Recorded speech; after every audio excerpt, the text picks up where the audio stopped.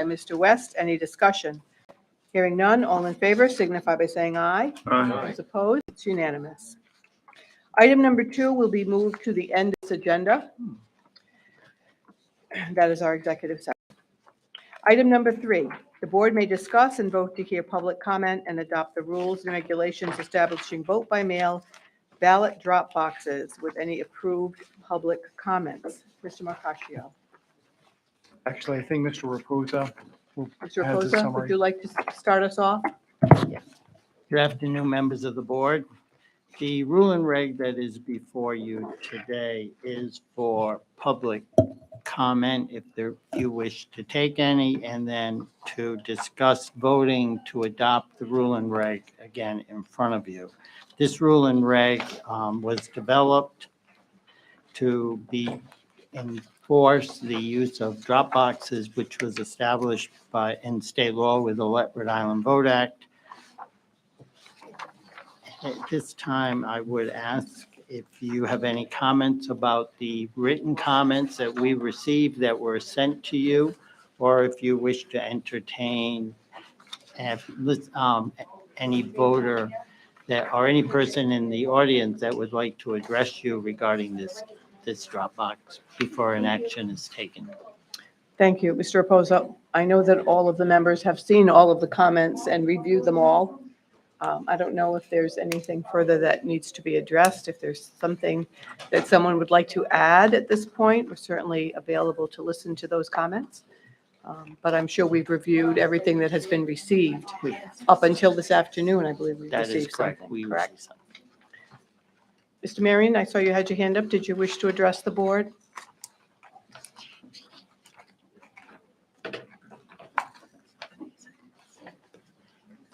Thank you. Is this working? John Marion from Common Cause. I just wanted to add, we actually petitioned for the hearing, so I wanted to thank you for putting it on the agenda. I know you've heard about these before from us and other organizations, and I hope you do give weight to the number of organizations that have weighed in from different perspectives, representing different constituencies who might benefit from having the drop boxes in the polling places. We really do think it was a significant number of ballots in 2020.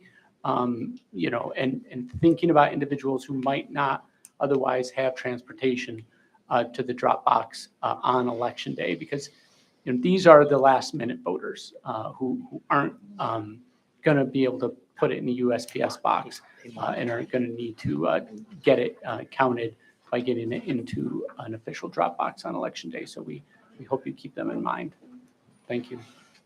Thank you very much for your comments. Any questions of Mr. Marion? Thank you. Anyone else? Yes. Mr. Rock.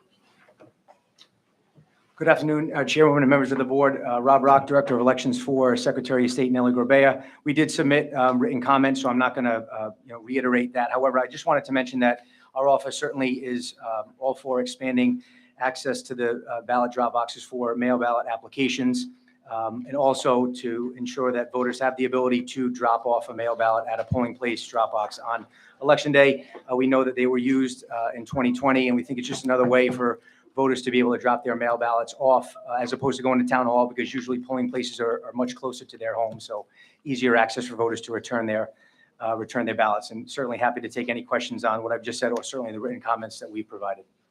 Any questions of Mr. Rock? Yes. Rob, you mentioned in the letter something that I had not heard of or thought of before, of dropping off voter registration forms in the same ballot boxes. Are there other states that do that? That's a good question. I don't know, and can certainly look into that and respond. One of our thoughts too is that because we've spent the money on them, they should be used as much as we possibly can, as opposed to just twice every 2 years. So that was the point of the testimony, or the written testimony, was to expand the use. But certainly I can look into that and respond back. Thank you. Thank you. Anyone else? Madam Chair. Yes. I Mrs. guess Johnson. this is a question more for Bob, because I agree, as Bob knows, I've been a proponent of using the drop boxes to as much as we possibly can. In terms of these regulations, if adopted as they are now, without that, how long are they in effect for? And, well, out of sequence, I guess my first question is, could we make that change now to make those drop boxes accessible for this election? I sense that might be challenging, but I have to ask the question. And then secondly, if we can't, I would like to see us continue to try to figure this out for the next presidential election.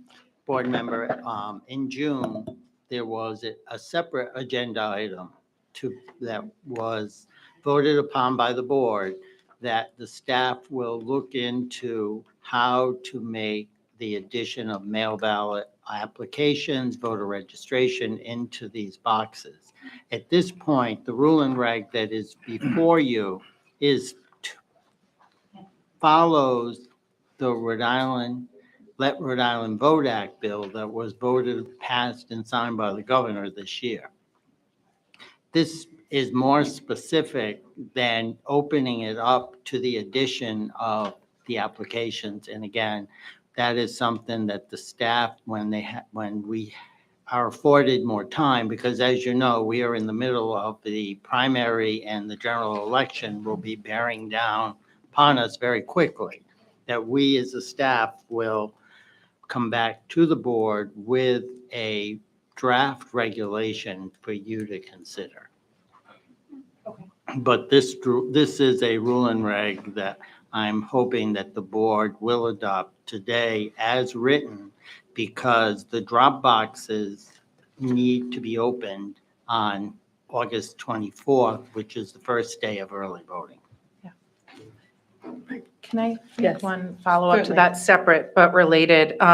For the current regulations that are before us now, I noticed we're taking out having the drop boxes available, having drop boxes available at the polling places. Can you say more about that? I mean, and Bob, you know where I stand on this. I think absolutely. unequivocally, that should be available, and just even reading the comments in favor versus, I think there was one that said it would be challenging. And I know you said, I think it was 300 last year, and I'm wondering, I mean, I don't think that's a predictor of what it could be this year because it's a different time. I'd just love to hear your thoughts. I'm not in support of taking this out. The question, I believe, before you now will be, is a receptacle in a polling place for one day considered a drop box?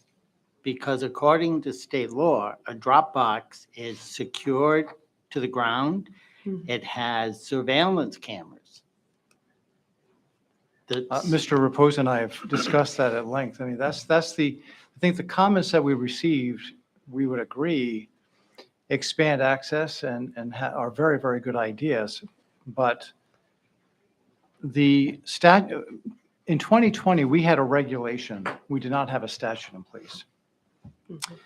Now that there's a statute in place, we need to follow what the statute requires. So, and we have to give the statute its plain and ordinary meaning. So we've had some thoughts or comments that maybe this could be in place for more than 20 days, but the statute uses the express term beginning 20 days before an election. So that would be, you would basically have to ignore that term to expand it beyond the 20. Now, what the intention of the General Assembly is, I'm not sure. They may have been thinking that there's insufficient staff available 20 days or more before the election, but that's the way the statute's written. Now, if you want to put something into a polling place, you can do so. It would not be a drop box. It would not be a drop box. The drop box is defined by law now, not by regulation. All of the restrictions, requirements of a drop box are specified by the General Assembly, and this receptacle would not fit those. The board could consider some other type of receptacle if it thought there was a need, but I don't think it would fall squarely within 172022.1. That is That is now defined by law, and we have to follow those parameters for any receptacle that we define as a drop box. I just wanted to give that guidance on that point. So you could have a directive, for example, that says that for 2022 or for all elections, there will be a receptacle that shall be placed in 400+ polling places in a certain location that'll be deemed to be the property of a local board of canvassers, et cetera, et cetera.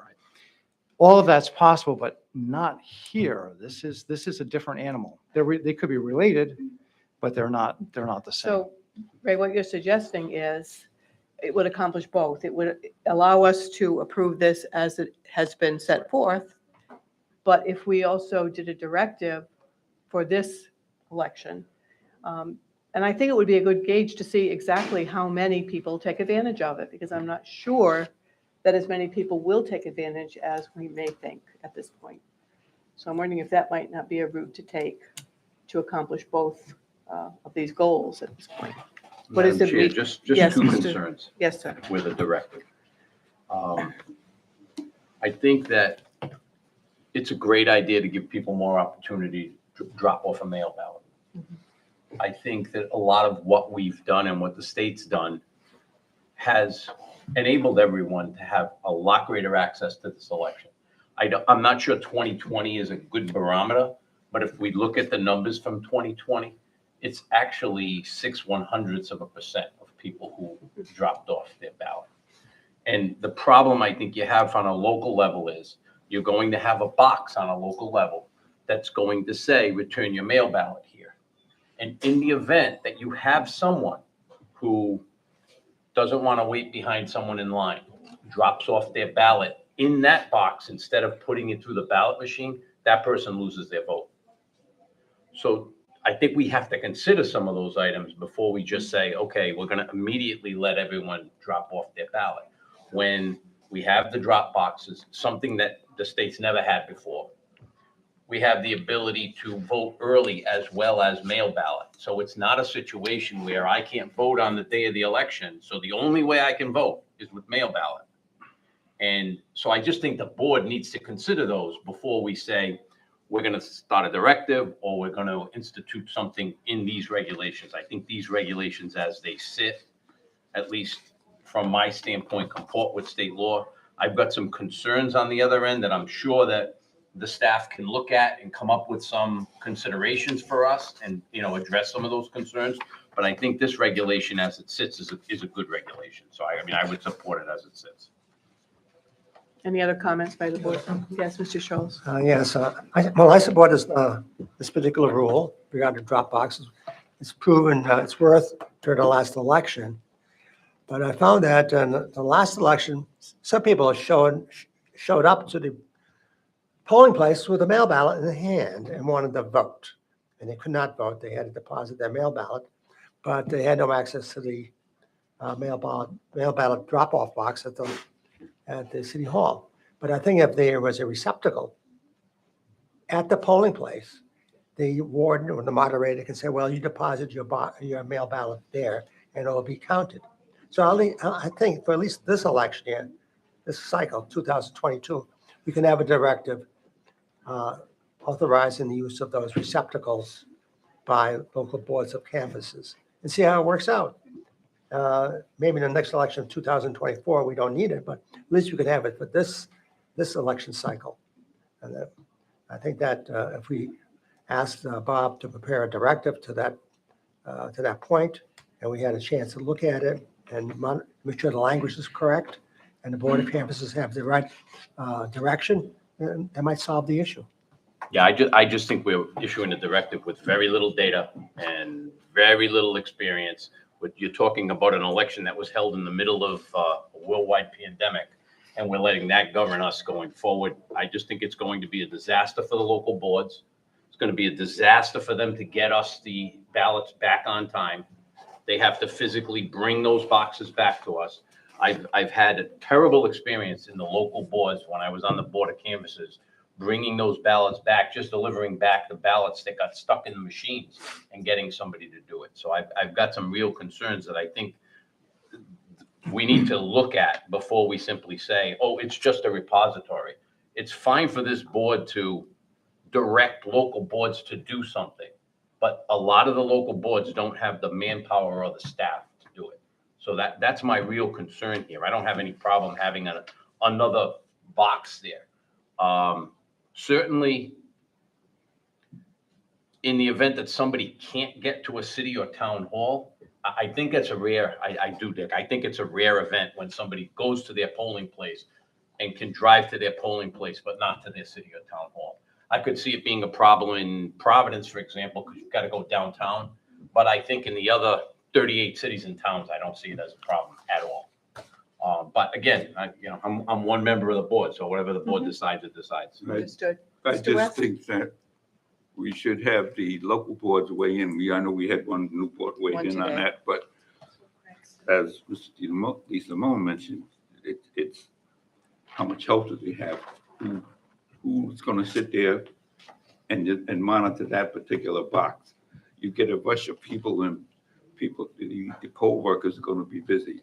I don't know how much security they're gonna be able to provide at the polling place, and that's another thing too, because it has to be secure, but you have to have someone to make sure that only a mail ballot goes in there and not one that's someone has voted on. On that point from Mr. West, I do think when you say input from the locals, that would be, that will happen of its own accord because you're going to need another hearing on this. You'll have to take a vote on any draft directive that Bob has. So at that time, or before that time, the locals could provide input along those lines. Thank you. That's And helpful. I think we also need to look at things like video inside the polling places, if we're going to do that. Because I just think you take a big chance handing the ballot to somebody saying, put this in the box for me, or even putting it in the box yourself, or getting somebody to direct you to put it in the right box. So I mean, I would even suggest going so far as we made an issue out of video surveillance for the drop boxes. I think this is akin to the same thing. And the directive likely would have to be very specific as to where it's located to make sure that it's protected from any kind of tampering. Correct. Because some polling places are just very, very active. And you'll be adding one more thing into the equation for the local staff to be monitoring. I get concerned of just being somebody not knowing, just pushing it aside. And then you have people unwittingly using it or dropping in ballots, not wanting to wait in line. I think that's not likely, but if it did, the consequence would be that somebody would lose their vote. Yeah, well, we haven't historically seen that during the last election that happened, as far as I know. But I understand what you're saying. And I think your advice is helpful in that the rule and reg before us does need to be acted on because of the timeline we're facing here. And the directive can be at least put to another agenda from further discussion. That's correct. So that is helpful. Uh-huh. So I suppose we should probably take up the actual rule and reg. We have some questions? And way back, way back. Back of the room. Yes, sir. Uh, Can you come forward, please, and give us your name and Have to come up. We can't hear him. He's coming. Sit down. if it's a long question, Yeah, it's sure. not short. Hey, my name's Jim Orban, and I'm just wondering if you did do drop mailboxes, which would be good to allow more accessibility. But since there's no person there, would you have like video surveillance on every single box, but only showing the box so you're not getting extra? Well, that's exactly one of the possibilities we were That's just what we bringing need up, to sir. We'd Yeah, have to look at that. Right in there, so. Mhm. We'd have to look at We that. should do that though, because it'd be terrible if like someone were to, be dropping off a lot of ballots in multiple boxes, that'd be pretty odd, Like, Yeah. Probably not dropping off multiple of their own. so. No, just their own, but But yes. maybe someone doing something bad, harvesting maybe, in ballots. That'd be terrible. Imagine like Hmm. Trump or something, yeah. Thank you, sir. That'd be awesome. We understand. Cool. Thank you. Okay, yes, Mrs. Johnson, you have. No, a I comment? was just going to say, Madam Chair, so does it make sense if we have people from the cities or towns here today to hear from them? Or would you suggest moving, if we are going to do another hearing? Because now this makes sense based on council's description now that we're not actually removing drop boxes, that they're completely different, so. I would say if we have folks from the cities and towns who might wish to The only- comment and The cannot only, the only be other here. thing is I would have Yes. a question for legal counsel on. Yes, Since this is not a mail drop box, do we need to put this on another agenda? Since rather what than- is not a mail, does it? Since this repository that we're talking It's about, not. we're gonna ask for comments on, is not a, Yes, you will have to have a Yes. separate Yeah. agenda item with a motion to adopt a directive, opportunity to be, for people to respond to it. Yes.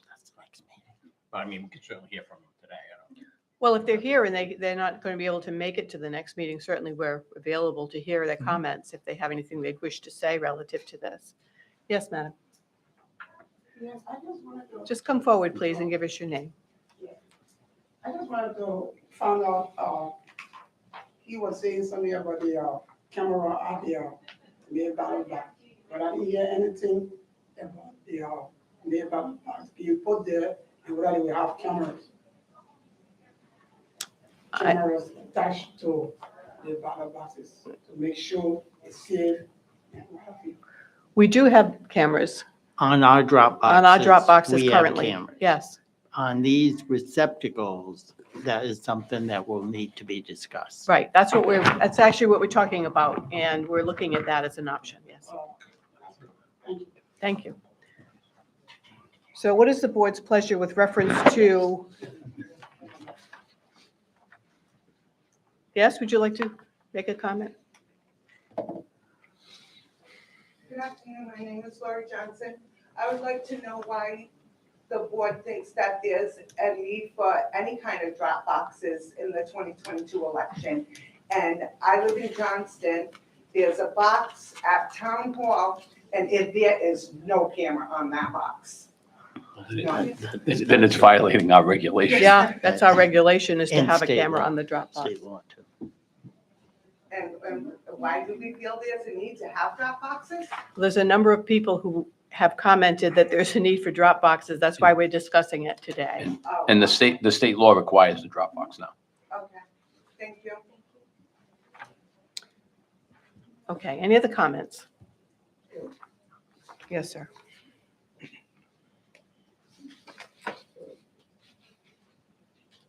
How you doing? My name's Paul Ryan Jr., independent candidate for governor. My thing is with the drop boxes, how do we know they're safe and secure? Anyone can walk up with a ballot and put it in. Anybody. I can pick up, there's mail-in ballots from last year that can still walk around Manton Heights, pick them up, fill them out, and drop them. You know what I mean? They're still there with different names, different addresses, come to different houses. But me, I'm registered to run for office, and I had to go and verify who I was. At this last election in Providence, it was to vote for something, I don't even know what it was anymore. But it was to vote for something, a bill requiring money, and I had to verify who I was. Mhm. And I'm running for office, so I had to re-register to vote again, even though I already registered. My thing is, how do we know mail-in ballots are secure? I'm a CNA at a nursing home, and I can tell you that the CNAs fill out their mail-in ballots. So how do we know they're safe and secure? The CNAs fill out their mail-in ballots For, for elderly patients. And I'm a CNA and I've seen it all the time, not gonna name the nursing homes. St. Antoine's, Heritage Hills, Berkshire, I can keep going. Mail-in ballots are not safe and they're not secure, and our elections are not fair because we have 90-year-old people in a wheelchair. How can they vote when they can't move? well, I think they still have an intellect to vote, but thank you for your comment, sir. We appreciate Hold on, it. let me finish. How do you have There's it more? when they're dementia and they're not with it? I see this on a daily basis. I work in a hospital. I see it. You've made your point, sir. Thank you. Thank you. Okay. Madam- Bob, did you have No, something? no, no. Madam Chair, Yes. I would move passage of the regulation as it sits, and then I'll second that. if we're going to then discuss it, well, I'll call What them, follows? I'll call them mail drop Receptacles. receptacles at another. Yes. So, but I'll move this for passage. So moved and seconded by Mr. West to move passage of this rule and regulation that has gone through public comment and advertising and all of the steps, correct, Ray? It's gone through all of the appropriate Yes, it steps to has. get to this. Yes. Any other questions or comments? And Mrs. just Johnson? also to Bob's point, we're gonna resurface the issue of regulations for applications and voter registration That in is the correct. future. That is correct. Okay, thank you. Any other comments by the board? Hearing none, we shall vote. All in favor signify by saying aye. Aye. Those opposed, it's unanimous. Next item, item number 4. The board may discuss and vote to post for public comment on the Board of Elections website for 20 days, proposed amendments to the rules and regulations for mail ballot certification. Mr. Reposo, are you going to address this? Board members, before you this afternoon is a draft mail ballot certification rule and reg, which was developed by the staff and also with Attorney Mercaccio. This regulation before you will replace the regulation that was implemented by you on August 29th, 2018. And the changes that are before you are primarily due to the Let Rhode Island Vote Act.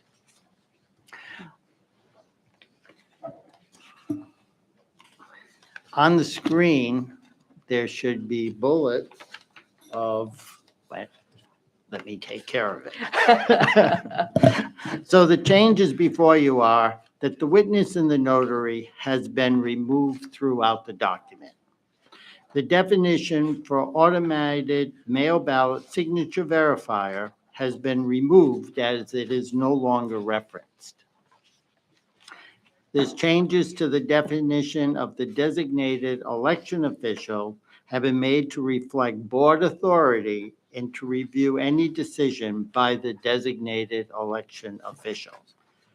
Certification commencement timeframe has changed from 14 days to 20 days prior to Election Day pursuant to House Bill 7428.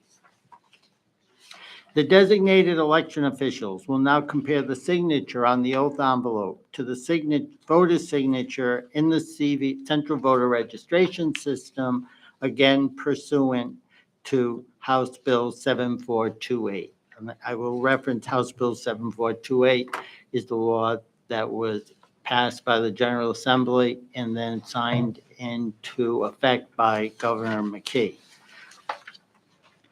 The Board of Election requirement to announce certifications in newspapers have been removed again by House Bill 7428. The language requiring the local boards to mail deficient mail ballot attestation notices has been changed to require it be done by the Board of Elections. Voters to receive deficient mail attestation by mail and electronically, and if subscribed, to do so via ballot tracks, which notifies service for voting alerts. Voters who fail to return deficient mail ballot attestations due to admitted signature or signature mismatch timely will be voided by the designated election official unless the board chooses to do so, and be able to determine ballot status through vote.ri.gov. Voters whose ballots are challenged by a candidate and who fail to return the deficient mail ballot attestation timely will be reviewed by the board. Voter will be notified and able to determine ballot status again through vote.ri.gov. The checkbox will be removed from the ballot application for voters signing with an X. HAVA ID voters added as a reason for BOE to send a mail ballot attestation. HAVA ID voters are those voters that registered to vote very first time in the state by mail, have not provided or had their identification checked for validation, and they are required to provide a form of identification before their ballot is counted. They now would receive a deficiency notice. Write-ins, remake of ballots, and voter intent are removed as those have been added to the revised proposed mail ballot tabulation regulation, which I will discuss next. These changes are before you. I ask if you will consider to post these for 20 days on the Board of Elections website. The next meeting of the board will be August 6th or August 7th, where this regulation will come back before you September. for adoption. September. September. I'm going backwards in time? Okay, September 6th or September 7th, and they will go before, time machine, I didn't say what year. So they will come back before you because I would like, if at all possible, these rules and regulations to be adopted before we begin mail ballot certification for the September 13th primary. And that will allow you enough time to do that. That will, because as of today, we have received notification that less than 7,000 voters have asked for a mail ballot for the primary. Ah, okay. Any questions of Bob from the board members? Madam Chair, one comment on the Yes. abbreviation of what we normally have, which is 30 days for a public comment. For the reasons that Bob just stated, we find it necessary to truncate that somewhat, and we're not subject to the requirements of the APA. But there was discussion amongst the staff, and I believe what will happen is, in addition to this being posted on the website, those regular public interest groups that receive emails, notifications from us will likewise be sent this draft, so they have, after this vote, assuming you vote to put this out for comment, they will have it probably by tomorrow. So more opportunity to be heard on this rule and reg. Correct. The public will have that right, but we just want to make sure that those who typically receive notice, including party committee chairs and public interest groups, they likewise will receive a notice as well. Okay, very good. Mr. DeSimone, you had a question? I do. I don't know who it should be directed to, either Bob or Ray, but just in looking at 23.3, well, new subparagraph D, I guess it would be. Just the language, the new language, it says subject to board review and determination when required. Mhm. So Yeah, how do you foresee the when required Right. applying? so that's language that I put in here, Mr. DeSimone, because for a very long time, the board itself, the 7 members, would be involved in all determinations. With the advent of early voting and the increased use of mail ballots since COVID, we needed to implement a process by which it would remain public, but you'd have, as it says here, designated election officials who would be taking the first view of the oath envelope, for example, to see if it was facially deficient. If so, they can immediately send out notice to the person, on and on and on. And there could very well be a group of ballots that always remain subject to your review, but nobody challenges. They receive notice of it being facially deficient, given an opportunity to correct the deficiency, choose not to or don't. Those would not come before this 7 sets of eyes. It would be done by your designated election officials, again, during the 20 days of the publicly noticed processing period. So those ballots currently, a ballot of that nature that you're describing, currently would be voted on by this board? The practice has been for the board to review all mail ballots for signatures, for example. So up until probably 2018 or maybe even 2019, 2018. there would be pairs of board members sitting back then at 50 Branch, reviewing every single oath envelope, hundreds or thousands of them. Now that we're looking at tens of thousands possibly, it's to leave it to those 7 people would just be physically impossible. Right, but I guess my point is the final determination is in some of these cases, if they're not going to be challenged, is going to be done by that election official. That's correct. Yep. But an election official that we would designate. And will be sworn in by either you or by your executive director. But the board would have to authorize that official. That's correct. Thank you. Any other questions? What is the board's pleasure relative to this? I move that we Rule and reg. post the rules and regulations for public comment. Second. Moved by Mr. Scholes, seconded by Mr. D. Simone. Any further discussion? Hearing none, all in favor signify by saying aye. Aye. Those opposed, it's unanimous. Item number 5, the board may discuss and vote to post for public comment on the Board of Elections website for 20 days proposed amendments to the rules and regulations for tabulation of mail ballots. Mr. Reposa.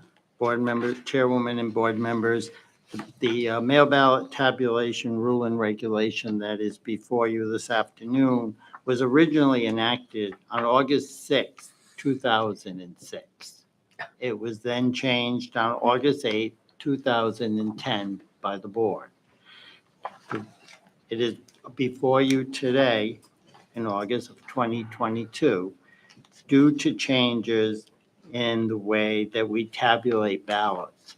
Also, the mail ballot certification rule and reg that was just before you had some of these terms incorporated into it so that they were conflicting each other. So now we have taken them out of the mail ballot certification and put them back into the tabulation rule and reg in which they should have been back then. The changes is the definition of the designated election official is added to this rule and reg. The term board has been added as an option to the designated election official for certain tasks. The term automated ballot counter has been replaced with an automated ballot tabulator throughout the document. Electronically transmitted ballots were added to examples of duplicated ballots due to UACAVA voters and possibly voters with disabilities having the option to submit their ballots via email. The process of remaking ballots has been modified slightly to include identifying duplicate ballots as remake or an R, and the procedure for voiding a duplicate ballot due to an error has been added. All procedures updated to reflect most efficient administration of the process of the tabulation of mail ballots. Scanning of ballots is now allowed 20 days prior to the election per Rhode Island Vote Act. The close of the polls has been updated to 9 p.m. instead of rather than 9 p.m., 8 p.m. rather than 9 p.m. In 2010, the polls closed at 9 p.m. Remaking of damaged ballots updated to newer language. The write-in votes requirements updated to new technology implemented in 2016 when the state converted from the optical scan known as the Eagle to the DS200s, which we use today. Write-ins are now scanned and reviewed by pairs on screen after the election. The voter intent language has been updated to new language and requires staff to produce a guide. The guide has been attached to the rule and reg that is before you today. It is referred to as the official ballot interpretation guide and has been prepared by the staff. Lastly, the last section of this rule and reg 16.7 has been deleted because it is no longer necessary. I also asked, as I did for the last rule and reg presented before you, that you take a vote to post this regulation for 20 days for public comment via our website, and also, as Attorney Macaccio mentioned, via any other method of notification that we post when we post our meetings, and that this, after the 20 days, would come back before you with public comment and a vote on either September 6th or September 7th. So the intent here is to bring these rules and regs up to date with our current practice, state law, and any of the changes that have come about between 2006, 2010. In And 2022. I don't think any of us were even on the board back then, but okay. Understood. Yes, Ms. Bettencourt. To the director. So I just have a question about why, mail ballots cannot be totaled earlier than 8 p.m. on election day. How come, and this is just, I'm curious, why can't we, as mail ballots are going to start coming in, why can't we release or share at least days before partial? Well, state law never allows us to display or release numbers prior to 8 p.m. on Mhm. election day. So can we Even- release them at 8 p.m.? We do not, because with mail ballots, there are oftentimes, especially for general elections, when we have many mail ballots, we are not done tabulating at 8 p.m. Mhm. And the practice has been that we will not release until we have finished tabulating the mail ballot results. In 2020, we did release them early.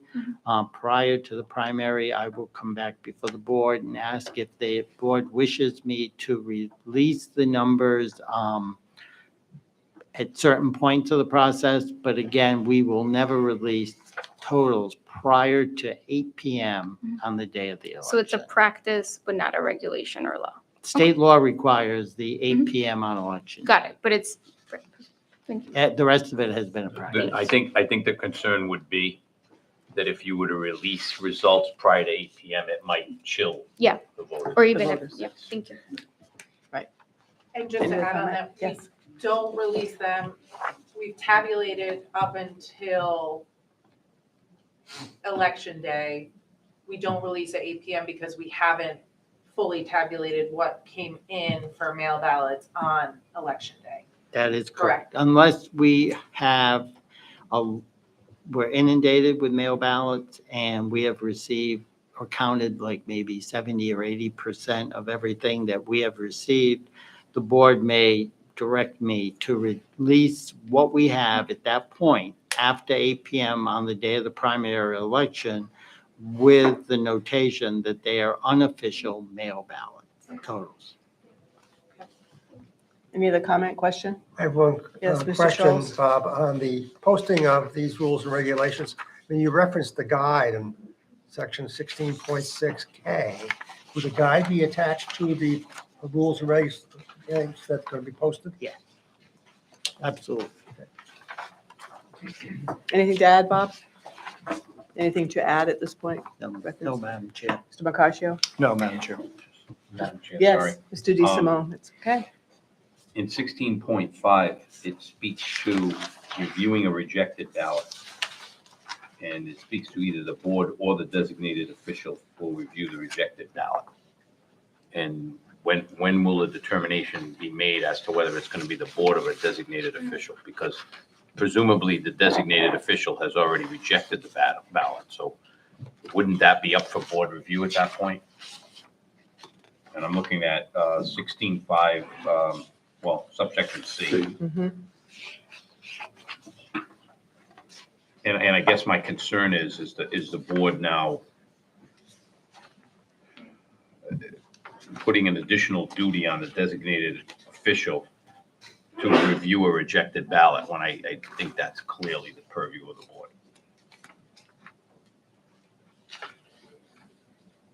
Yeah, I think that's going to be, I think that's an important question. It's something that in my 20 years of representing you, I've seen the board go back and forth. And as far as how much the board wants to be the eyes and ears of every single ballot, that is entirely the board's choice. And so I think, Mr. DeSimone, that will be probably a subject for our discussion when we vote to approve this. But I mean, you can start the discussion now. Well, I mean- The way that it's designed would allow you to be involved whenever there is a challenge. And you could also, in my recollection, is that as recently as 18 and 19, you reviewed every single ballot that there was any question about the intent. So if there were a pair of designated officials or staff reviewing a ballot for voter intent. If it was not clear to that pair, it would then go up to a supervisor and then ultimately to the board if it was still a question. That's my recollection of the practice that the board had in recent years. This would be different, though. I think this would be somewhat different, right? Because the Because board, this is letting the designated official, or at least authorizing potentially the designated official to determine intent. unless there's of a the voter. challenge, that's right, yes. Okay, Or but if the again, board wanted, they could if after maintain the that designated role. We election, just, we could take this out and Right. change it. Right. That's correct. you know, That's correct. There'll be other, I guess, other opportunities for discussion. You and, know, I just wanted to kind of be clear on that. I Very move that good, we- thank you. Any other discussion, Mr. West? Did you have something? I'll just make a motion that we put this out for public comment, 20 days. We have a motion by Mr. West. We have a second. Second. Seconded by Mr. Scholes. Any further discussion? Hearing none. All in favor signify by saying aye. Aye. Aye. Those opposed? It's unanimous. Item number 6. The board may vote to hear the objections to nomination papers that have been filed in accordance with the requirements of Rhode Island General Laws 1714-13 and 1714-14 as continued from its July 25th, 2022 and August 3rd, 2022 hearings. And the first under nomination papers is Jeffrey Lemire, Representative in Congress, District 1, Independent. So Miguel, are you going to be addressing this to us? Mr. Nunez?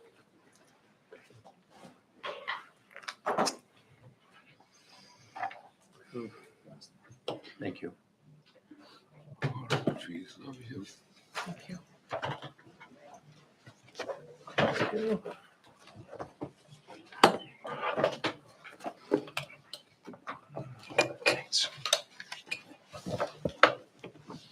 Good afternoon, Madam Chair and members.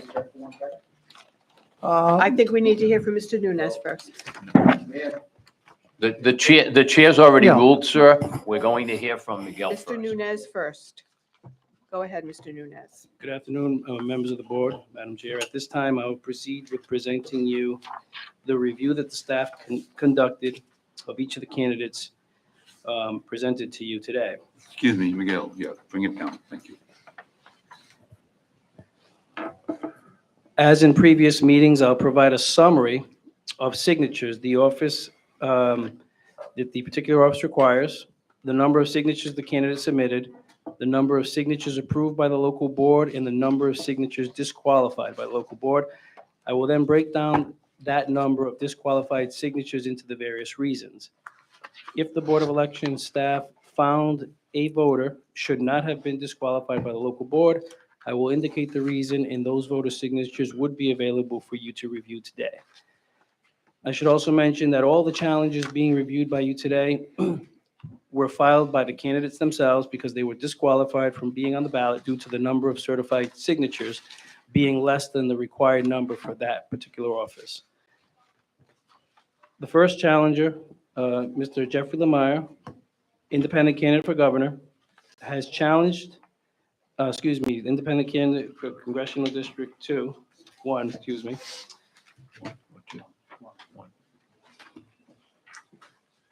has challenged the nomination papers validated by the local boards in Lincoln, North Providence, and Cumberland, because those boards use check marks and X's to determine if a signature was validated or disqualified. Now, I did have the opportunity to meet with Mr. Lemire prior to the meeting to discuss with him what I had sent to him via email in the past few days leading up to the meeting today.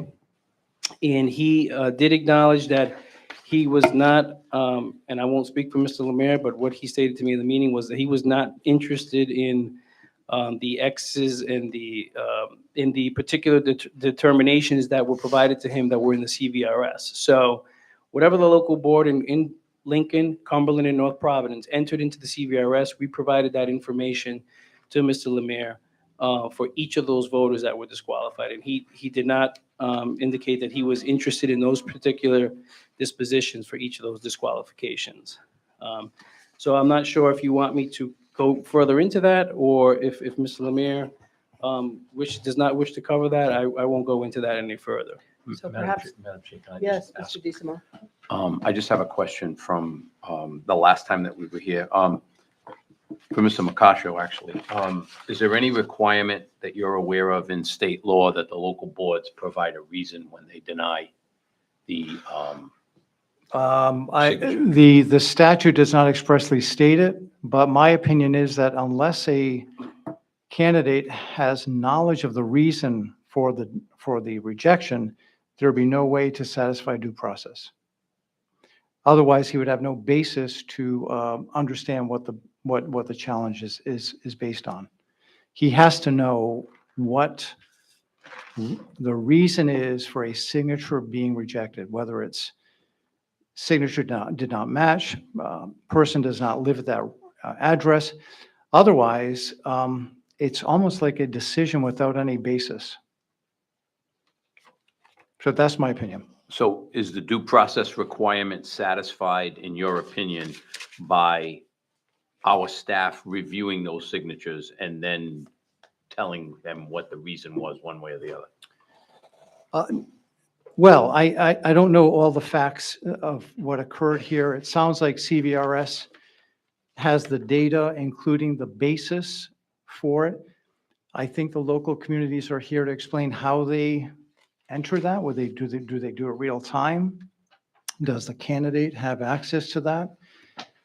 That's important to know, because if they're putting in afterwards, I don't know what they're basing that on. If what we have before us is an X, what document do they have that shows the reason that they put that X there afterwards? So I'm looking for some contemporaneous record that shows why they did what they did, and that the candidate, whether it's Mr. Lemire or anyone else, knows the basis so they can launch a challenge. Without that information, I do not believe due process will be met. But in this particular case, the challenge has been launched because it's before us. The challenge was launched, and then when he came before us, I believe on the 25th, was that the 3rd? August 3rd. That he said he did not know the basis for the rejections. So as of that time, and we'd have to just make sure I'm correct on that record, my recollection is that as of that time, he did not know the bases for why those signatures were thrown out. I guess what I'm asking is, can we cure the due process defect here?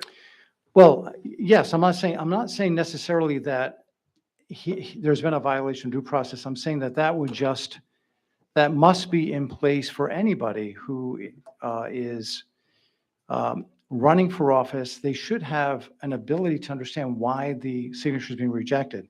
If he's been given that information, then I think he can now explain why he thinks that should be a valid signature. And so would you suggest at some point having this board issue some type of directive to the local boards Absolutely. indicating Yes, that they yes. should in fact? I don't know if everyone, I mean, I don't know how well-known it was, but now that we know that signatures are being rejected and the reasons are not being given, that's one imperative that I would advise Because the I board think to it do. might be a relatively common practice. I think it's something we discussed at our last board meeting. Yeah. Yes. Yes, Just Mrs. to add to Johnson. that, and because I agree, we need, is it on?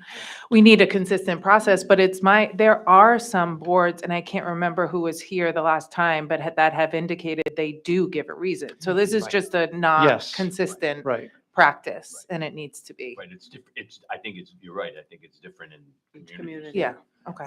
But I mean, from the standpoint, Ray, of his due process rights right now, If he's been given the reason for it's my understanding that our staff has given him what reasons we can see. that's right, I am comfortable with Okay. the way the staff has handled and addressed that deficit. So now the candidate can explain why he thinks that signature should be accepted. Okay. Thank you. Did you have something? I know that we swore in the witnesses last time we had this discussion. I think so you should swear him in we again. should- they're- Yes. They're not still sworn then. Okay. Well, I think at this point, we should probably hear from Mr. Lemire, I would guess. Sure. Is it Lemire? Well, first, Yeah, and I think excuse we me. should swear him in. Wait a second, you didn't swear him in. I realize that, sir. That's why I asked the question. So that was an that Well, was an so omission. far, I don't think he's given any testimony. We're going to get into the details, but He gave testimony last time he get sworn in. We will So, swear him would you in. like to swear me in? I would like to swear you in. Do you solemnly swear that the testimony you're about to give is the truth, the whole truth, and nothing but the truth, so help you God? So help me God. Very good. Okay, so first of all, we're gonna conduct this hearing, I would think, under Rhode General Law, Title number 42. Excuse me. Sir, Could you bring that don't, microphone closer to you, Yeah, we're please? having trouble hearing you. sir, Just Actually, my next. bring it right up. Go any farther. Excuse I have me. an objection. Excuse me. We need it closer to you. Bring the sir. microphone right to you. Thank you. Oh, it wasn't Okay. on, that's a problem. Okay, so I have actually an objection for Mr. DeSimone, that he actually shouldn't sit on the board in my discussion, okay? You can do anything else. The last time we were at this board, I was taken out of this room, we went into another room, and he left the board and sat in that room. And when I got into the room, I did explain to him that he shouldn't be there, and he also said he shouldn't be there, but he stayed there.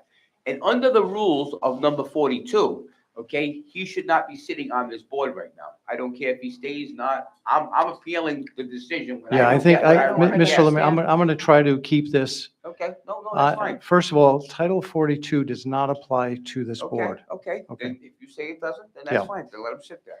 Okay. so and now- as by way of explanation, I had recused from a different hearing because the hearing involved separate, and that happened to Well, be the I'm room just that I was saying, You're in recused the in. That's room. why When you- I went into the I room, didn't, you I did got- say I didn't, I shouldn't be didn't, here. did I You ask you said- any, did I ask you any questions in that room? Did you give me any You information? listened. And You did I give you listened. any rulings, You sir? listened. You should not have listened. You should have left the room, Mr. DeSimone. Okay, back to the okay? points, please. Let's So let's get back to the continue. points. Okay, what he just said about the due process part. Okay, I have, let's see, I'm gonna give you 3 emails that I would like to put into evidence. Would you like to take the evidence? You're not still a lawyer? Okay. Now, we all talk about laws and regulations, okay? The rule says that I have to give my nomination papers by a certain time, okay? I did it by the certain time. We're The local board of canvases. Hold on, Mr. Lemire.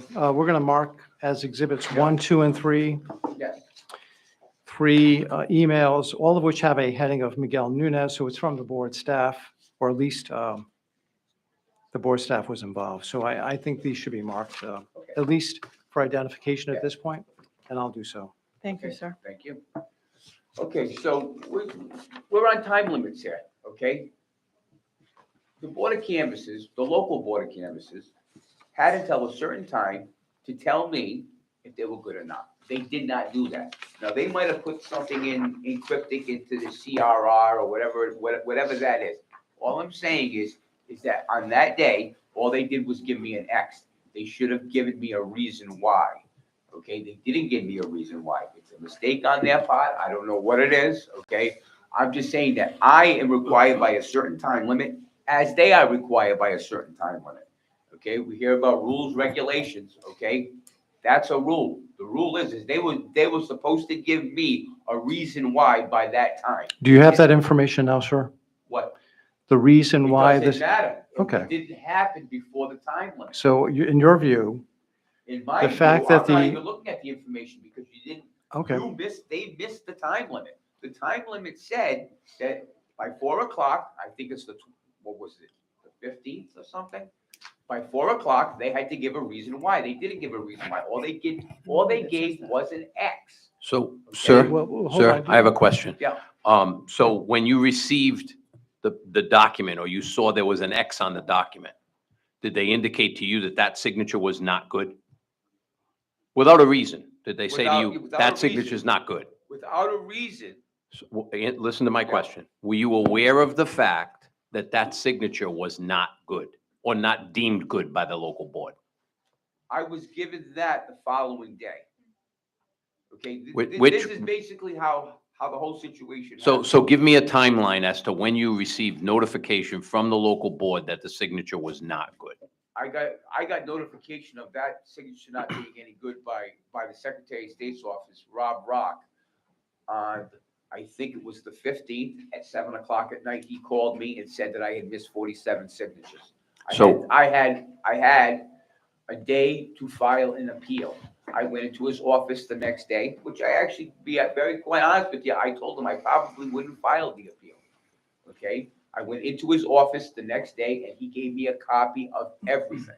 Okay, at that point, okay, I look, I see, okay, I have So, many cities that tell me not valid, not this, not that. But I go to 2 cities and it does not give a reason why. So- Okay? So they were supposed to give the Secretary of State by 4:00 a reason why that signature was no good. Not just this broad thing that says, Well, Mr. Lemire, it says, the statute does not say the reason why. I'm saying that if you are able to, if you seek a challenge, you should know the basis for the rejection. That has been provided to you, sir. not by the time limit. The time limit was to reject the signature, and that was satisfied. Is that the basis of your, My is that the basis of your is challenge today? that my basis for my challenge right Yes. now is that on that day, okay, at 4:00, they did not give a reason why. They did not give me a reason why. They just said that they were taking the signature. And And- therefore, every signature that had an X but not an explanation next to it Yes, yes, must be viewed as valid. yes. Is that the entirety of your argument That's today? the entirety of my Okay. argument. Then I think it's I ready would- for I- determination by the board. say that again? What was that, Ray? I think if this is a legal question, the question is whether or not all of the signatures that were rejected with an X by the deadline, if they did not also have an accompanying reason at that time, must they be considered valid? I appreciate Mr. Lemire's concern. I think that the board has provided him the reasons. If he doesn't wish to review those and present a challenge to those decisions by the local boards, it seems like it's ripe for dismissal. Then I would just ask one other question of Miguel. When you reviewed the signatures, I'm assuming you reviewed the packet of signatures. Do Is- you want to swear I me think in? we need to swear Miguel in before you ask him that question. Do you solemnly swear the testimony you're about to give will be the truth, the whole truth, and nothing but the truth, so help you God? I do. Okay, Miguel. When you reviewed the signatures, is Mr. Lemire still short on the number of signatures required? He is. He needs 47 signature qualifications to make the ballot, and we have only 18 eligible for you to review here today. So you found 18 that the local boards were incorrect on? The local board actually disqualified 12 based on the signature, but the staff here found 6 additional that the local board did not qualify, but we found them, and we have them here available for you to review. So the total is 18 signatures. So you have 18 good signatures as opposed to 12 good that the board identified, or your 18 and 12 are confusing me? So the 12 were disqualified by the local board for signature mismatch. However, there are 6 that my staff found that perhaps the local board did not find the voter, they didn't find them in the system, but we did find them. So the local board didn't even look at their signatures, but we did find them and we have them here. So essentially, we've added 6 signatures to Mr. Lemire's total for review, in addition to what the local boards had found. And the addition of those 6 signatures still puts him in a position where doesn't have enough. Is that correct? Correct. He has 18 available for review, and he would need 47 to make the ballot. Okay, so I would, based upon that, I would move to dismiss the appeal. We have a second to Mr. DeSimone's motion, Second. seconded by Mr. Scholes. Any further discussion? Just a comment is, we definitely understand your concern and, we will work to Well, I'm going to make the appeal process Superior better. Court So thank tomorrow, you. So we can all do what we have to do. Okay, so we have a motion and a So the second. basis for the motion was the legal impossibility to meet the statutory required number? That's correct. Okay, that should be part of the motion too. Which is part of the motion and part of the second. I'll make that part of the motion as suggested by council. And part of the second. vote, Mr. Scholes? Yes. Okay, any other discussion? Hearing none, all in favor signify by saying aye. Aye. Those opposed? It's unanimous. Okay, you made a mistake. Thank you very much. My first one. Not my first one. Okay, the second item. The second item is Paul Rihanna Jr., Governor Independent.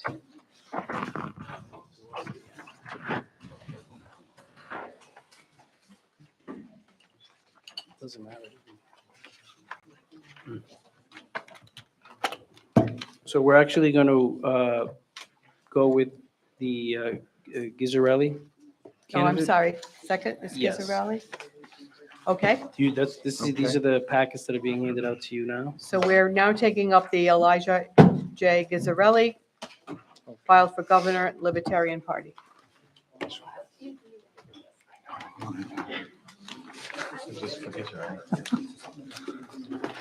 this for? What? Okay, so this should be part of this. Okay, great. Fantastic. Thank you.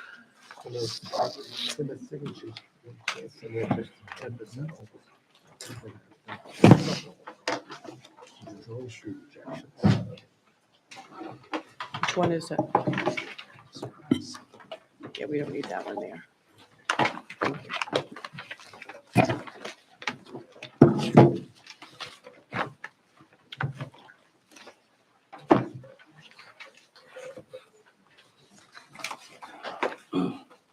Okay, Miguel?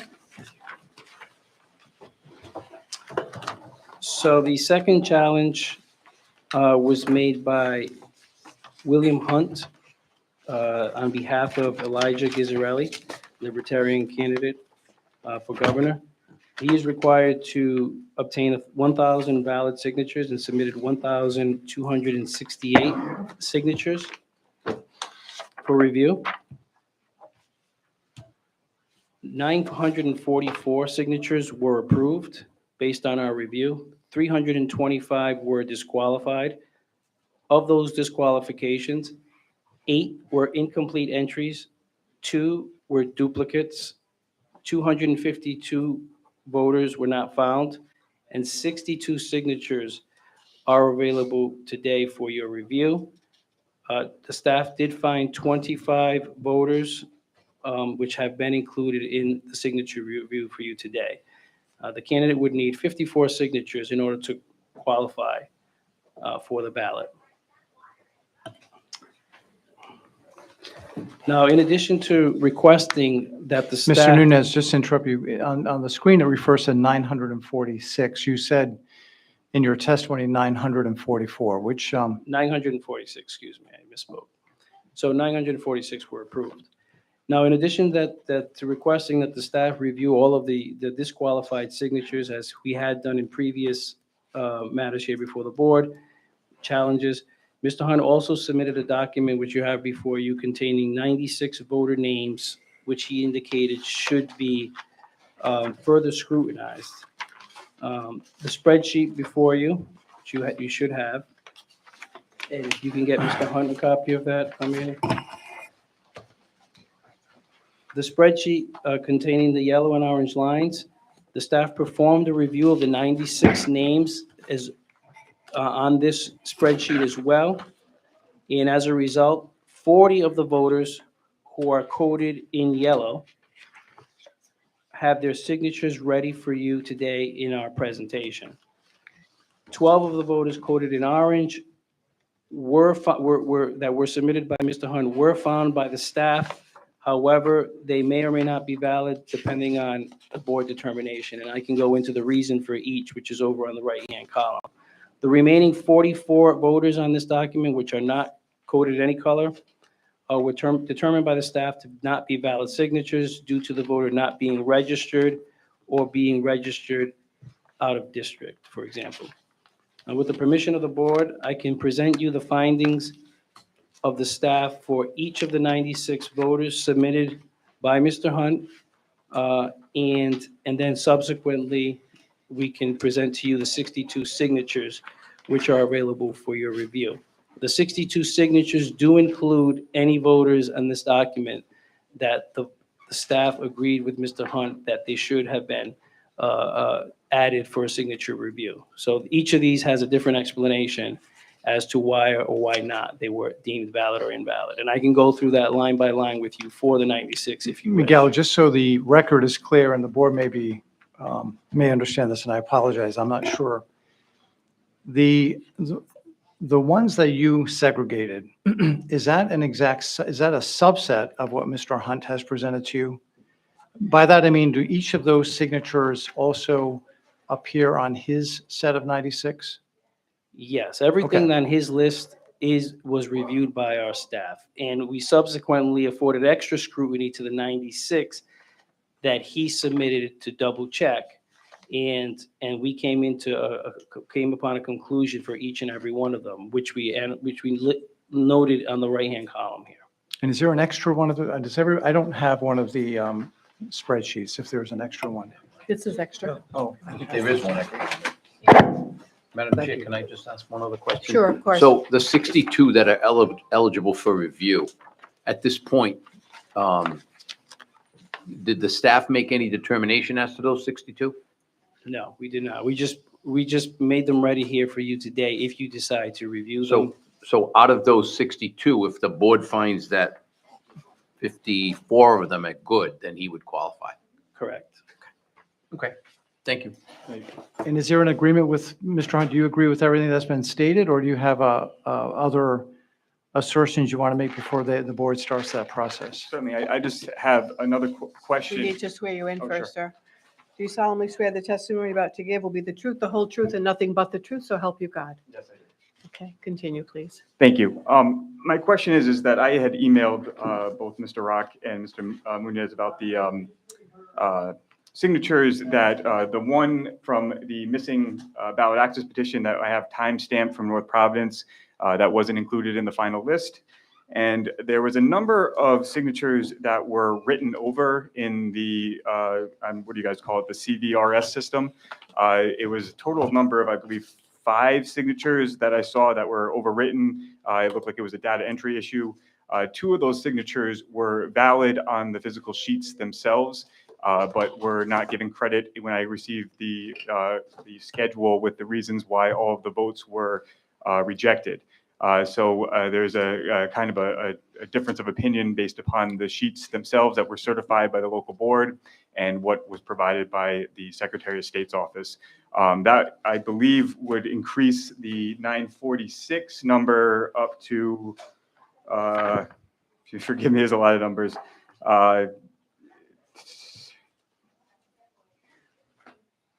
Well, 951, right? Yeah, 951. Again, I have the email here that went back and forth.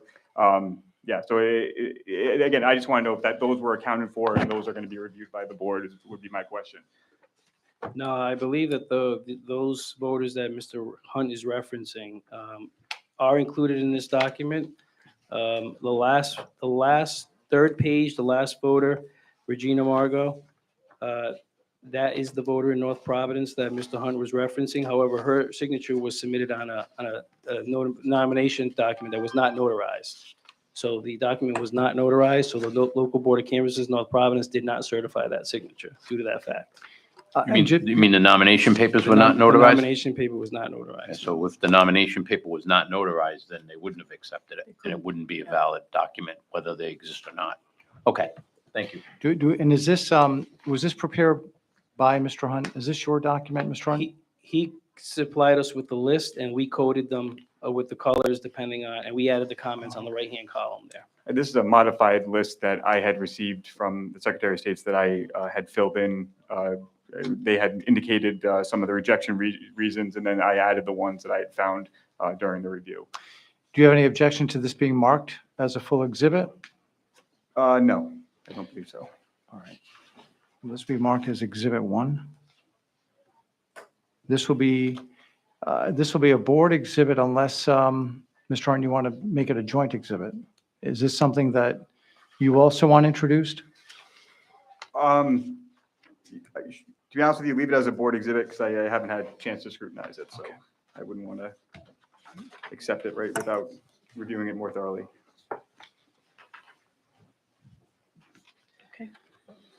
Sharon, I have a Yes, couple of Mr. questions. Charles. Can you tell us where Mr. Gizarelli is? He is working right now. He's a member. He's was offered to run for office is a big ask, but he was unable to attend this meeting and the other meeting. He's a contractor. He's got a lot of work going on right now. And the last time you attended the meeting, you said you were not an attorney at law. Is that correct? No, sir. Right, thanks.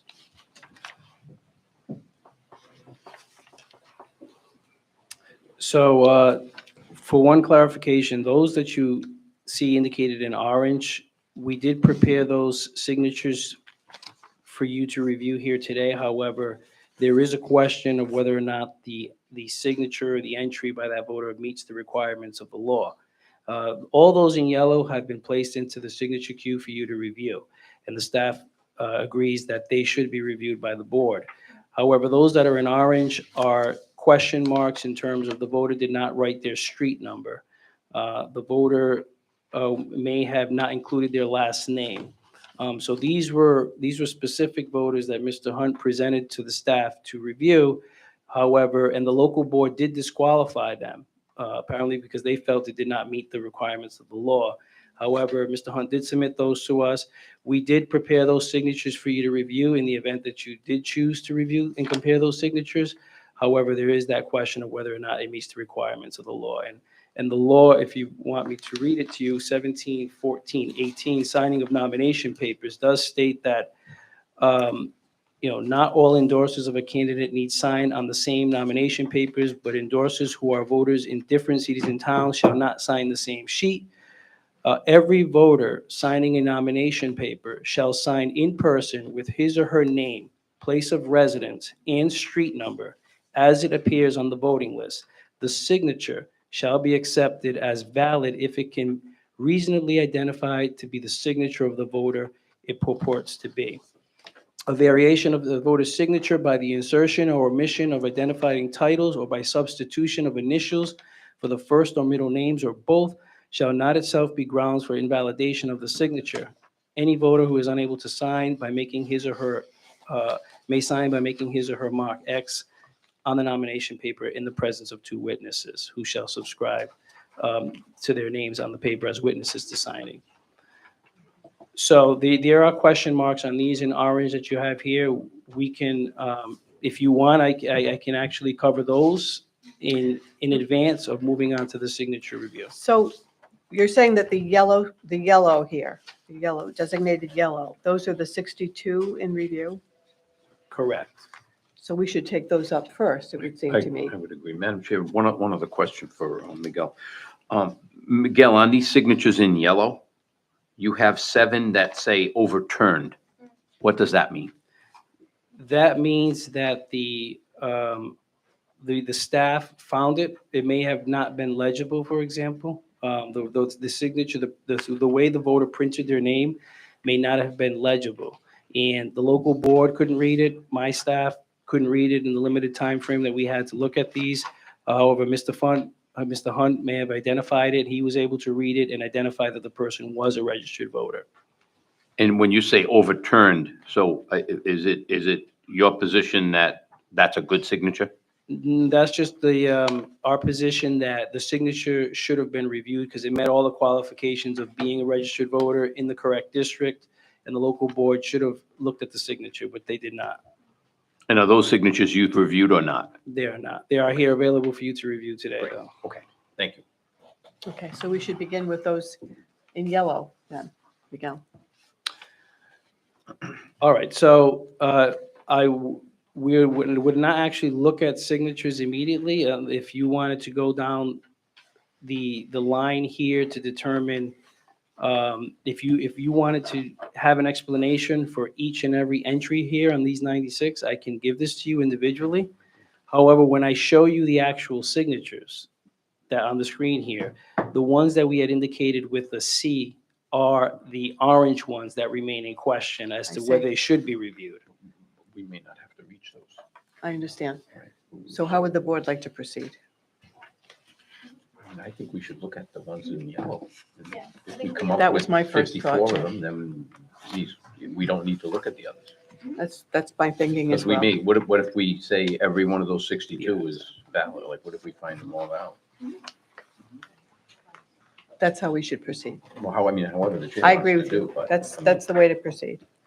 So at this point, we'll go down the signature slides. However, we won't look at any that are indicated with the C because those are actually connected to a certain question mark, whether the signature should be up for review. So you each should have a packet of nomination papers here for Elijah Gizzarelli. And we can go down, as we did in previous meetings, and review each signature. Okay. So the first one, Miguel, is, that you have on your list is James Gemma, and that's from the town of Smithfield, right? Correct. Correct. Yes.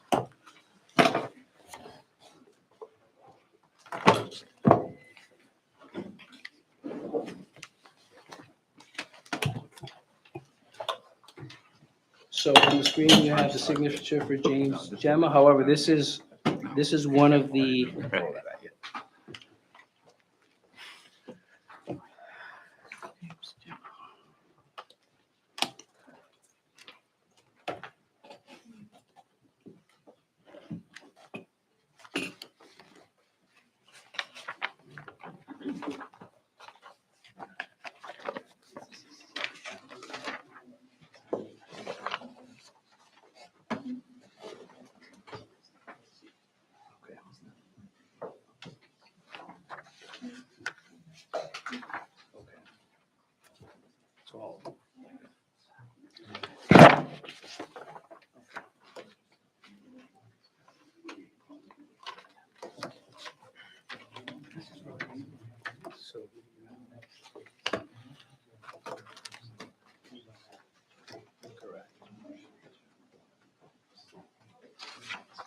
Does Ray want this whole packet, I wonder? okay.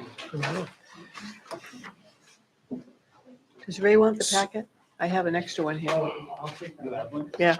Whole pack. You have an extra there too. No, that was for Mr. Pierce. They made, Yeah. I think, for Dick. I think that Snap made a copy for Dick, so. Reagan just So- did that. The staff has informed me that the vast majority of the signatures of what the staff had identified for signatures were on Mr. Hunt's list. So I think at this point, it would be more efficient to just go through the signatures, each one. However, if there is one on this that is a question mark in terms of the validity of even looking at the signature based on the voter's residence or registration status, that determination can be made at that time, I believe. Okay. I have a question, Miguel. On the first one, there is to the right side, there is the letters SIG. Obviously stands for signature. Who put that in? Did the board put that down, or was the local board of canvassers write that in? That would have been staff. That would have been my staff. Okay, so as you go through the whole thing, there are a number of similar initials. Is that what the staff did? Correct. Okay. So the signature you have here, the first signature is James Gemma, as you can see on Form 1, line 1. Mhm. If you'd like to make a determination on Mr. Gemma's signature to the right there.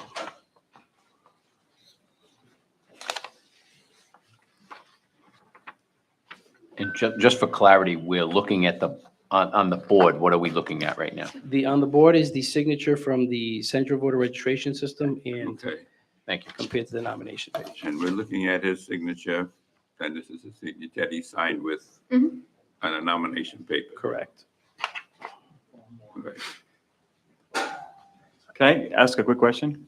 Where are these signatures being pulled from? Are these from the voter record, I'm assuming? Is this from the electronic pad at the DMV when they register, or is this a free-form hand signature that they use to sign with a pen?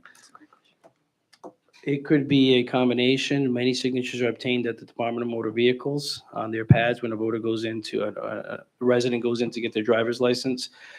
This one does appear to be from a pad. As you can see, the pixelated dots around the signature, that would usually indicate that. If you saw any extra text around that, it would mean that it was scanned from a paper form. But this one does appear to be a DMV pad. May I also ask if any of the members of the board have any specific experience in handwriting or identification or handwriting analysis or anything like that, that they would like to share with us, and that would help them determine, make their decisions, or are they just going by their layman's observations? Well, I can say I've done this so many times that I have a lot of experience, but that's probably, I don't have any specific training, if that's what you're asking. Yeah, we've looked at a lot of signatures, so quite familiar. Understand. But I think that the standard we have to use is under 17-19-14-8, which says signatures shall be accepted as valid if it can be reasonably identified to be the signature of the voter it purports to be. Okay. I would That's- agree with the commissioner. I think he's he very succinctly summed up what You what read the it from standard is. from the law. So I what don't is- think, I don't think that signature purports to be the name of that voter. Does anyone have a different opinion? Yeah, I actually think that, I know that, and I think last time we went through signatures, it was the same question of sometimes in the pad, so it's very different. I think to me, the J, the curvature of the J specifically, I don't know, the smaller portion on paper looks similar. It just, one of the signatures that they I didn't think the complete their first name. initial looks similar as well. Yeah. So does the board want to take an action on this signature? I move to accept the signature. You move to accept. We have a motion and a second to accept this signature as valid signature. Any discussion? The motion was to accept it as a valid signature. Okay. Any other discussion? Hearing none, we shall vote. All in favor of the motion signify by saying aye. Aye. No. Those opposed? So Mr. DeSimone? did Oh, you- I'm in favor of accepting. Okay, I accept it as I'm well, sorry. so I thought I it said is aye. by majority, we have approved. so You're- just trouble. You're with it. opposed, I So understand. just to do a running count, Madam Chair, because I don't want to. We need So 62. he's required 54. Is that correct, Miguel? Correct. He's now required 53. What's the next one? The next one would be Form 28, line 2.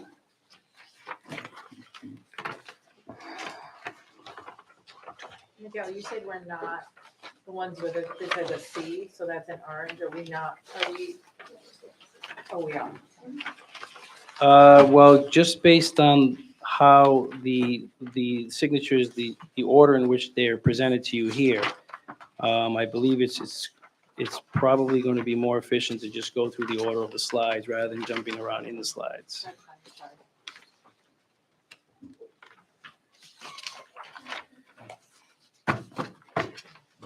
I would move to accept that signature. If we're talking about Form 28, line 2. Second. Moved and seconded to accept that signature. Any discussion, questions? The form numbers are at the top, aren't they?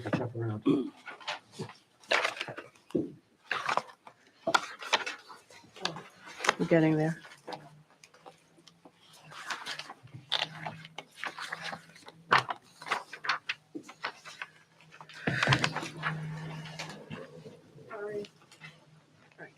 Sure.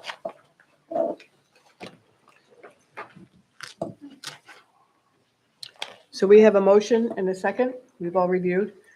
All in favor signify by saying aye. Aye. Aye. Opposed? It's unanimous vote to approve this signature.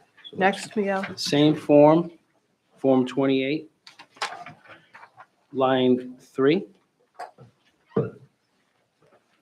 Mary Scarduzio.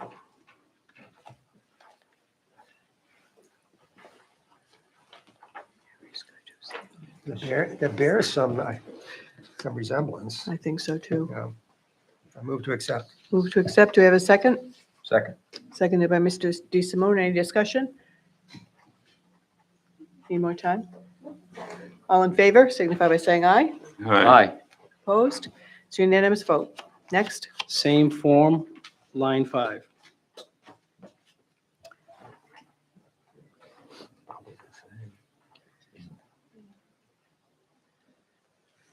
Sal Di Martino. I think it's similar. I think it bears some resemblance. I do. Move to accept. We have a motion and a second to accept the signature. All in favor? Aye. Those opposed? Unanimous vote. Next. Are we keeping a tally? Okay.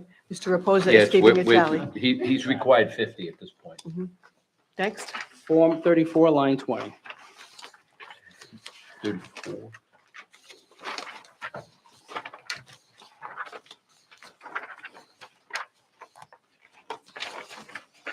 You say 20 or 20?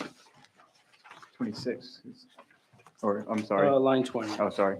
I haven't gotten there yet. Yep. I would move to accept. Second.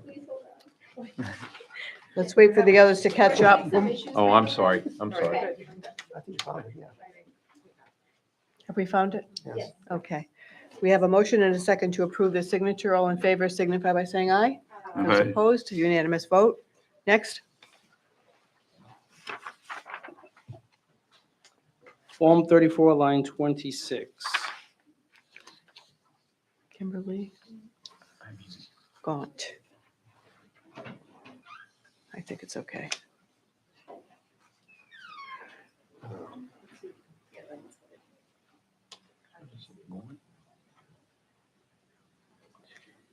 Excuse me, Mr. Hunt, have you brought any of the witnesses, signatories here? No, sir. Most of our signatures were collected out in front of grocery stores, and I don't know who any of these people are.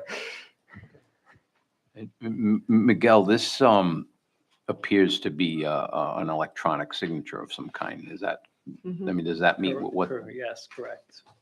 So that could have been from the registry or somewhere else? Yes. Just from the registry, we would only get electronic signatures from the From the registry. registry? Yes. And we don't know how long ago that was, correct? No.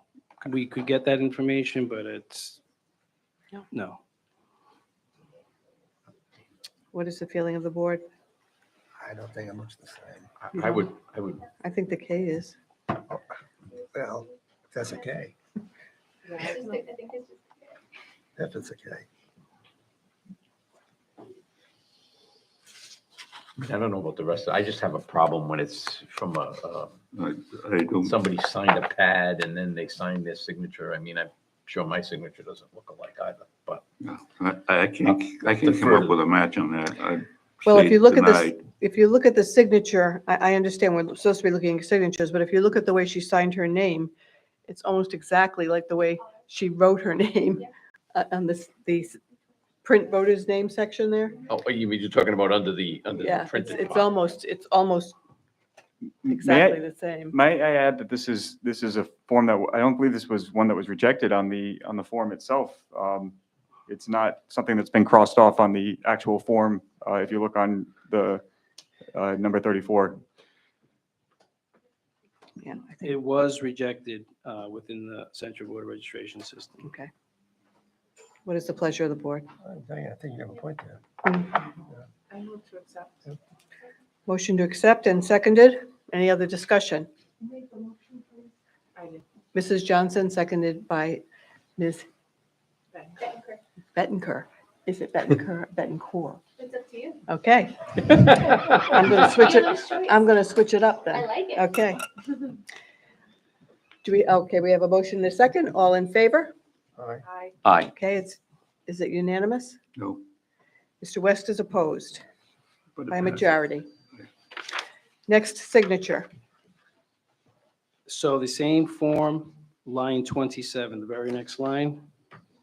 Rachel DePipio. Rachel DePipio.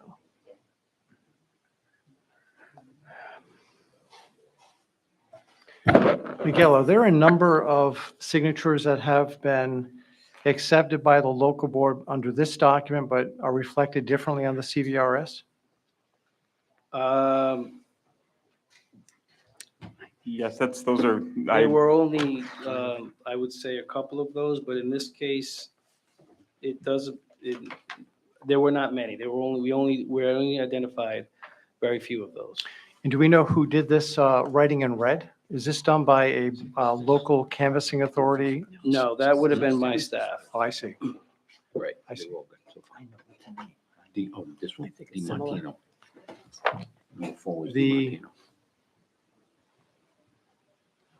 Does that also, and when you look at that column for V, which is in red, is that by the board staff or a local canvassing authority? The V with the asterisk, that is the local board's Okay, column to make okay. their note.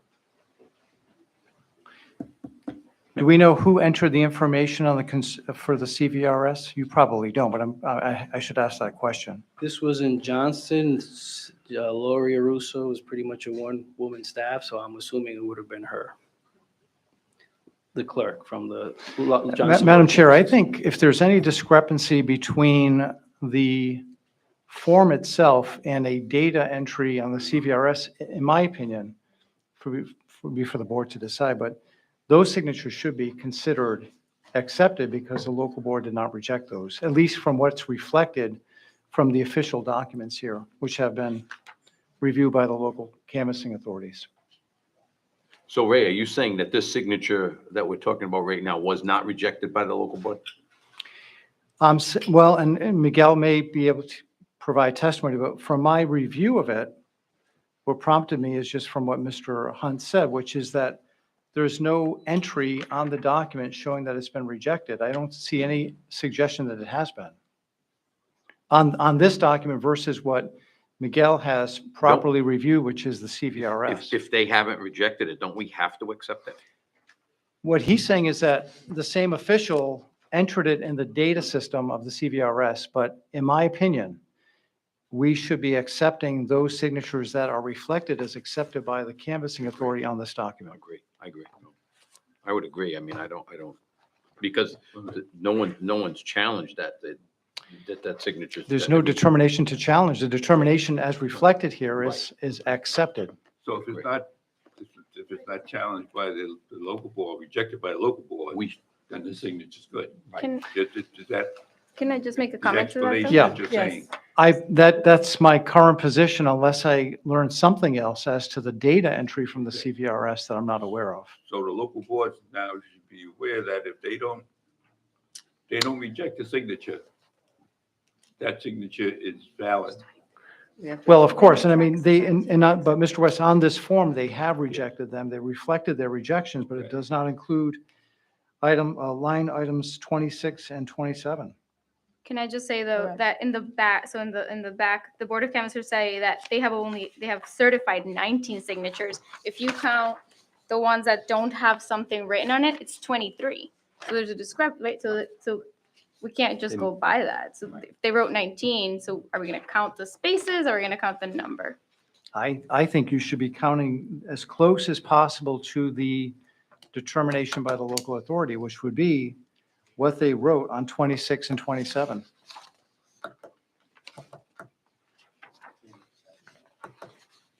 Lorraine, both 26 and 27, they wrote nothing. Well, unless Miguel, and he may enlighten me on this, but I think that means that they were accepted by the local authority. Isn't that right? Do we know if they've been accepted by the local authority? I know that they logged into the central voter registration system and coded it as invalid due to the signature. So Is the person here who did that, is the Johnson official here? no, she is not, no. I'm gonna move acceptance because I think if we're going to err, we should err on the side of the good and making the signature good. So I'm gonna move to accept that signature number 27. Do we have a second to Mr. D. Simone's motion? Seconded. Do we have any discussion? Mrs. Johnson, do you want to say something? No, I'm confused. Just clarifying, is this, because in this V asterisk comment, column, on other of the signatures, there are check marks that I'm assuming was done by the boards of canvassers, but this doesn't have, is that what you're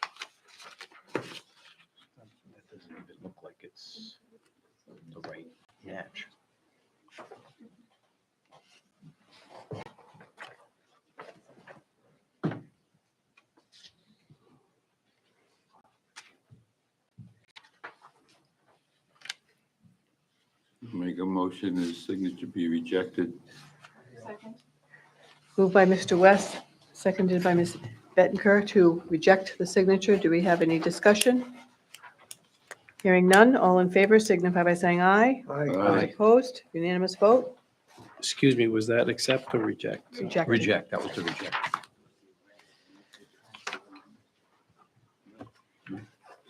So the next voter is on page, excuse me, Form 62, line 5, which should be your next binder packet there.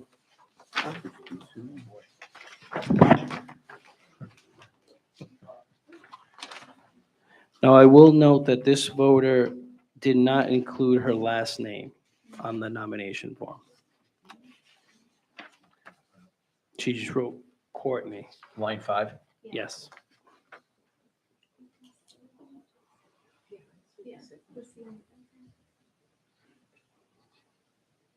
What does that mean if they didn't print their full name? Is that technically?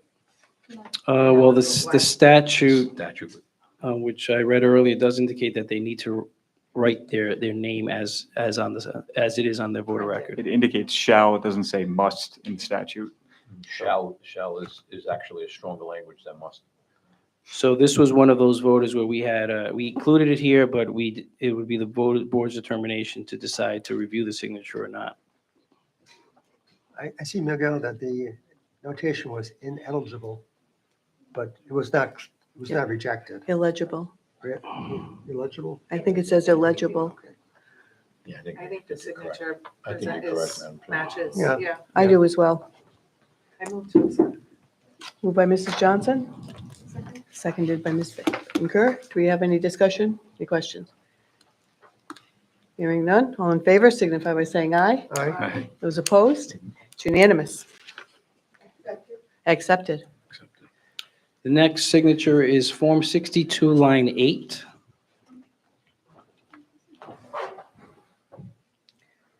Carla Wannon. I move to approve the signature. Second. Was that a motion to approve? It was a Yeah, motion to Sorry, I approve should and have my seconded. mic on. Sorry about that. Any discussion? Hearing none, all in favor signify by saying aye. Aye. It's approved unanimously. Next. Next signature is Form 62, line 12. Carrie Ann Packham. Carrie Ann Packer. I'd move to approve. I'll second. Motion to approve by Mr. DeSimone, seconded by Mr. West. Any discussion? Hearing none, all in favor signify by saying aye. Aye. Opposed? It's unanimous. Next. Next signature is Form 62, line 15.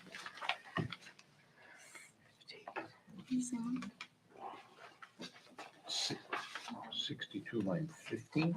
Yeah, I don't see it highlighted. It's not highlighted on us. Not in yellow. It's not in yellow.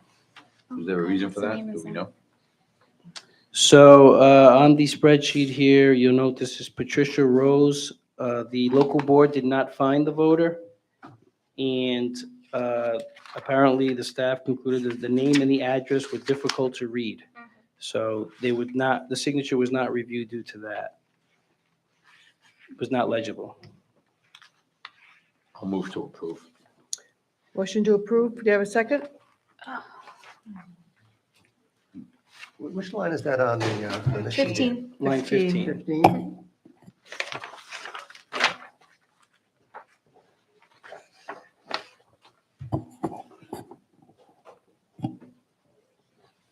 Yeah, I'll second. Seconded by Mrs. Johnson. Any discussion? Repeat the motion, please. Motion to approve the signature. That's Will she'll vote? All in favor signify by saying aye. Those opposed? Oh, no. opposed. Two noes. Mr. Scholes and Mr. West are not in favor of the motion. Yeah, I was a no. Sorry, That's I was a three. no. Marcelo is in. I was a no as well. So the motion fails. Motion fails. Okay, so then it's denied. Ray, do we need a separate motion or just the denial of the approval is okay? If the motion failed, I think there should be another motion. Okay.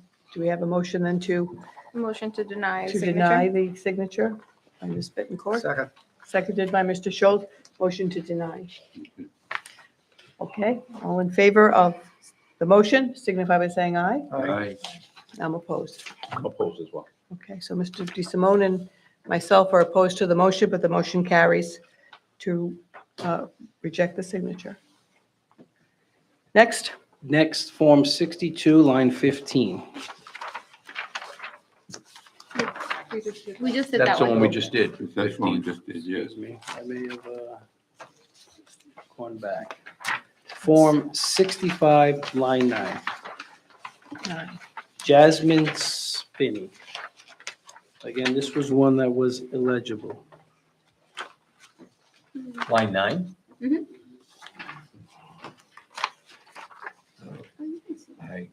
I would move to accept the signature. It looks the same to me. I can see where they match. motion to accept the signature, seconded by Mrs. Johnson, moved by Mr. DeSimone. Any discussion? Hearing none, all in favor signify by saying aye. Aye. Opposed? Unanimous. Next. Form 65, line 10. Maria Botello.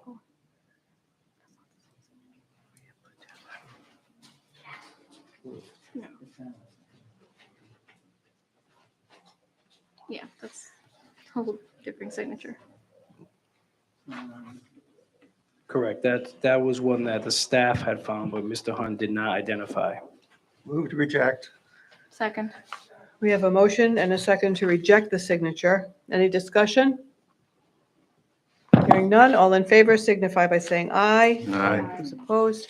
It's unanimous to reject that signature.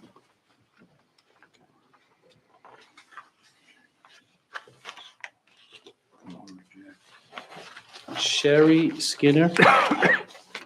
That is on Form 71, line 5.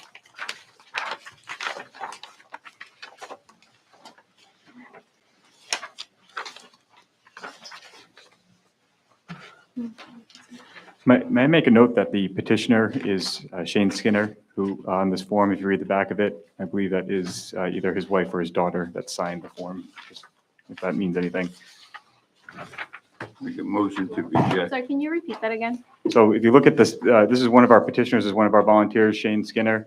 He's the person that notarized the back of the form. I believe that is his wife and his daughter who signed the form. So you're saying he's attesting to those signatures? Well, he's the one that notarized the form, and it's his wife and his daughter, so he's attesting to that. That is his daughter's signature. Okay, well, that's helpful. What's the board's pleasure? I think based upon that representation, I'll accept the signature. You make a motion to accept the signature, Mr. Schultz. Do we have a second? Second. Seconded by Mrs. Johnson. Any discussion? Hearing none. All in favor signify by saying aye. Aye. Those opposed? Opposed. Mr. West is opposed. The motion carries. Form 77, line 3, Wendy Lawrence.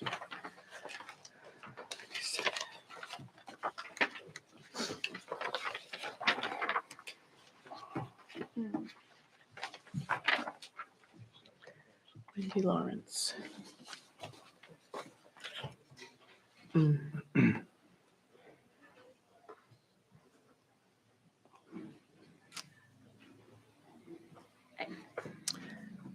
Wendy looks good.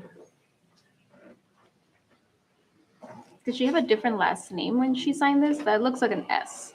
That looks like a different last name. It's a loopy L, Is it a Lupia? Mm. Okay. Thank you. I think.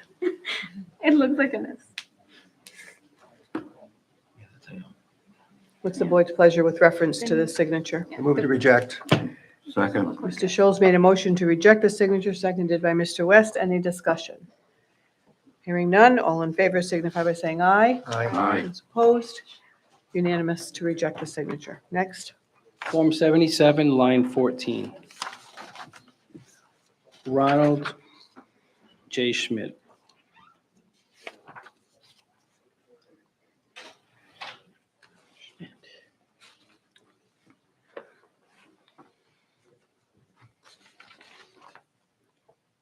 Can I just make a comment? So Sure. actually in line 13, that's line 13 signature actually looks like that one.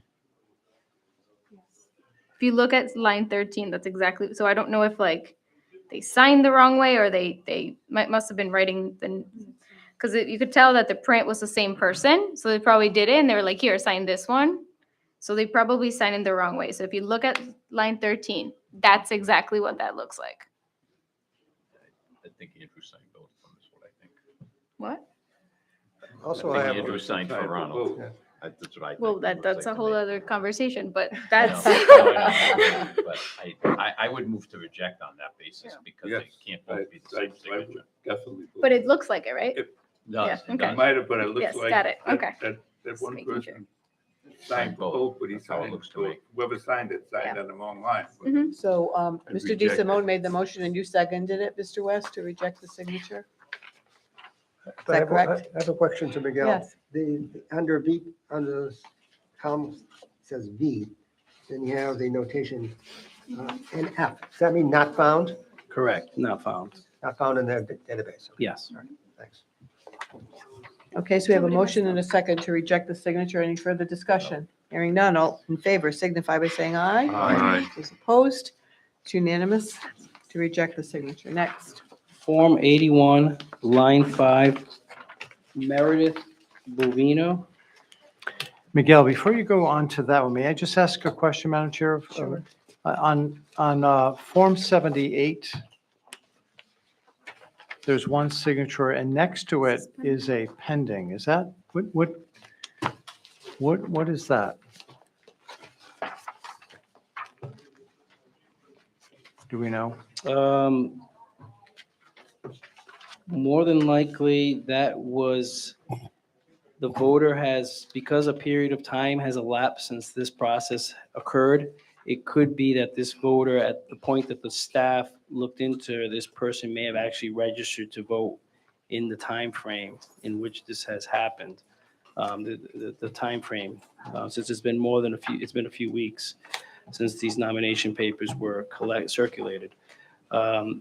So then on the notes, it does indicate there that they were not registered at the time. The statute does say that they have to be a qualified voter When Time they that they sign, sign. when they sign the nomination. when they papers, sign right? the nomination. So they probably were not eligible, or maybe or they were in pending status when they signed. Understood. Thank you. Okay. A note on Meredith Bovino is that her address that she wrote on the nomination paper does not match the central voter registration system. The one that we have listed in front of us doesn't match? No, that's not her She registered lives at a address. different address? She- Or that's not the registered address? Correct. So that is why the local board, that was identified by Mr. Hunt, but the local board disqualified it because she did not write in her registered address. That would Are we able automatically- to marry up her signature with her voting record? Well, we do have her provided here in the event that the board decides to verify the signature, but the local board did disqualify it because she did not write her address as 1714A indicates. And this may come up again with respect to the question of the number being missing on a street, which the statute addresses, but our Supreme Court has given some direction to the board indicating that if the local authority and ultimately this board can determine who the voter is from the information provided, it should be accepted as a valid signature. So if we have a signature before us that we can marry up to her and she's actually signing on the right nomination paper, so she's in the right community, my opinion to the board would be that they should examine and compare these signatures. Okay. So her signature is presented to you here, and she signed the nomination paper on line 5 of page 80, of Form 81. The M is identical. It's only got one letter. I know. Now, that signature is from where the CBRS or? This is her signature. This looks like she signed a paper form. As you can see, the wording over there in the line, the dotted lines. So that's how she signed her voter registration form, I thought she signed the voter, but not the way she signed it on the. line 5. So like another, the printed, if you look at the printed name, Mhm. looks more like Hmm. the signature. It Yeah. looks like the signed name, Yeah. right? Yeah. And I think we approved the other one. The other just one, like yeah, On we that did, basis, So I we think did. maybe just for Yeah. consistency. And the M looks I would pretty move to similar, yeah. approve it. Moved Just by- because we approved the last one Agreed. when we Yeah. matched it up. And it Well, looks very similar. more importantly, was this, just so I'm clear, was this rejected? I don't see a reference to it being rejected by the local board. This was the Newport Board of Canvassers, and it would appear that their consistent pattern is that they did not indicate if it was a signature, they did not indicate the reason on the form Oh, I see. So they didn't indicate on the form if they were rejecting for signature. due to signature, correct? I'm going to move to approve anyway. Moved by Mr. De Simone. Do we have a second? So did the local board approve this? They did not, no. They did not in the central voter registration system, however, they didn't indicate yes or no on the form. Right, they didn't technically reject, right? I mean, Correct. so Yeah, I I'm- mean, I'm I gonna think, move to I think approve. if these forms don't reflect a rejection, I don't know if we should be adding that in, even if we have, unless we have someone testifying from the local board on some practice. Mhm. We have a motion by Mr. De Simone. Do we have a second to approve this signature? Second. Seconded by Ms. Bettencourt. Do we have any discussion? Yeah, just, Another question, Mr. West? our legal counsel says we shouldn't accept this like this. No, I'm the exact opposite. I'm saying that if the governing document does not reflect that it's been rejected, but ultimately through the data entry system of the CVRS, it does reflect that, in my opinion, when there's a challenge by a candidate, I believe those should be counted because the document itself does not reflect any rejection. Any other discussion? Hearing none, all in favor signify by saying aye. Aye. Those opposed, it's unanimous vote. Next. Can I get a count of how many we have? Thank you. My notes look like we rejected 6, and that based upon what we've approved, that he needs 40. Not that I have an official count of any kind, but maybe Bob's got the official count, not me. 14. He needs 15. We have 14. Okay. We have 14. Okay. So you all match, that's great. Next. Same form, however, line 10, Mary Elizabeth Arnold.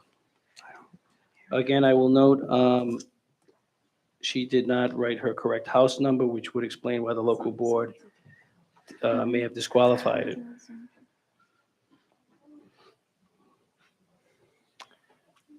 So I note, Miguel, on Newport, the Board of Canvassers just marks V for valid Mhm. and leaves it blank for, I assume, for invalid.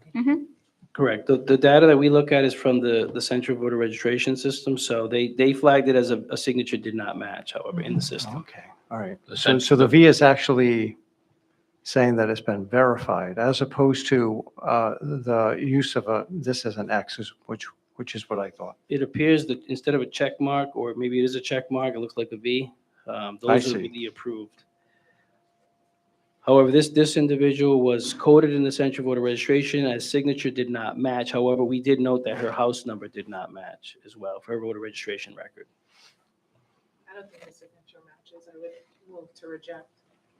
Motion to reject, we have a second? Second. Moved by Mrs. Johnson, seconded by Ms. Bettencourt. Do we have any discussion? Hearing none. All in favor of the motion signify by saying aye. Aye. Those opposed, it's unanimous to reject the signature. The same form, however, line 11, the next line. James Fallon.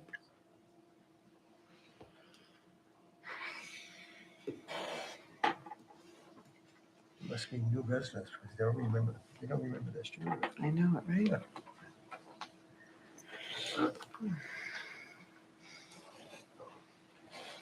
I move to reject the signature. Second. We have a motion to reject the signature, seconded by Mr. West, made by Mr. Scholes. Any discussion? Hearing none, all in favor signify by saying aye. Aye. Those opposed, unanimous vote. Next signature, Form 85, line 12.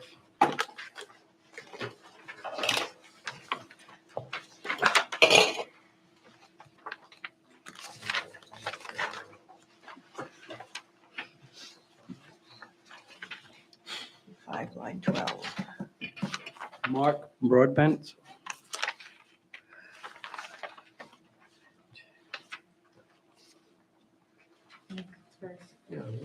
I move to accept. Second. Moved and seconded to accept the signature. Any discussion? Hearing none. All in favor signify by saying aye. Those opposed, unanimous. Next. Form 85, line 14.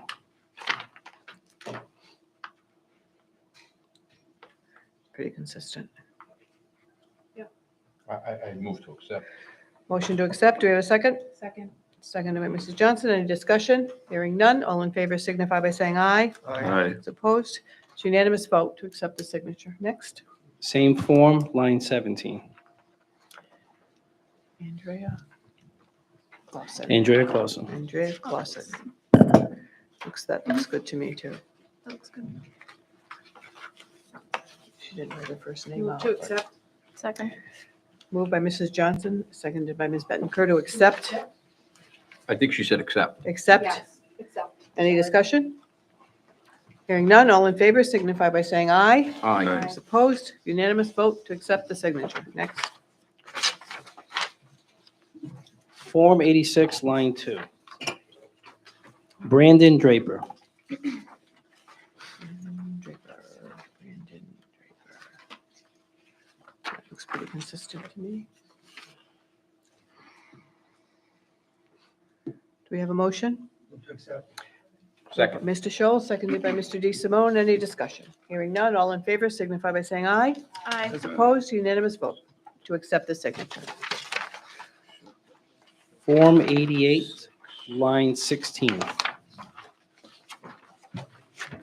Lauren Musselman. I think you meant 19.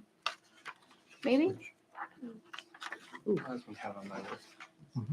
Yes, Yeah, should be 9. line 19. 19, yep. Line 19, correct. Lauren Musselman. Move to reject. Second. Moved and seconded to reject the signature. Any discussion? Hearing none, all in favor signify by saying aye. Aye. Opposed?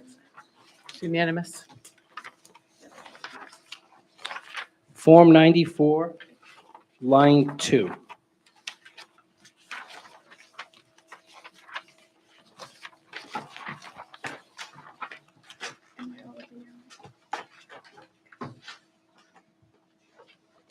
Barbara McCauley. Okay.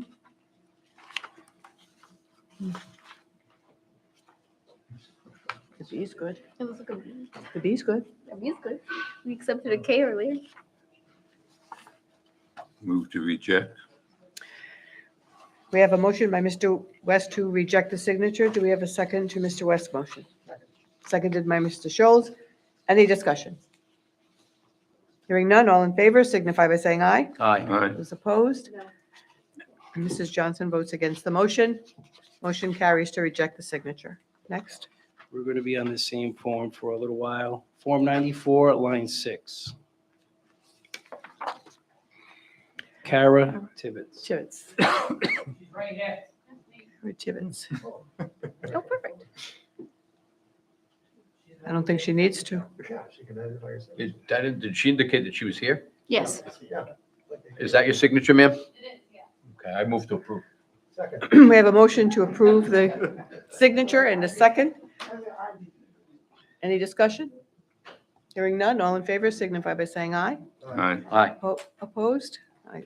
It's unanimous vote. Signature matches too. Next. Form 94, line 14. Deborah Rosati. Zaddy. Rusadi? Rusadi.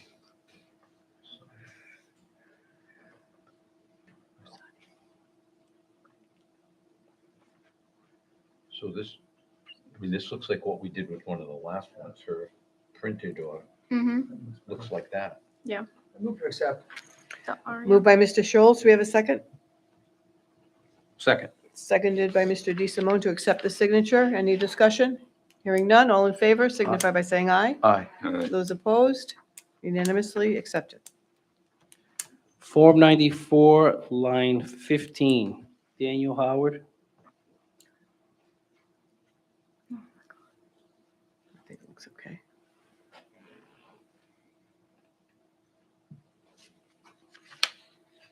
Do we have a motion? Move to reject. Second. Moved by Mr. Scholl, seconded by Mr. West to reject the signature. Any discussion? Hearing none, all in favor of the motion signify by saying aye. Aye. Those opposed? I'm opposed. Same form, I'm next, opposed to this one. Mr. DeSimone and myself are opposed to the motion, but the motion carries. Next. same form, next line, line 16, Caitlin Howard.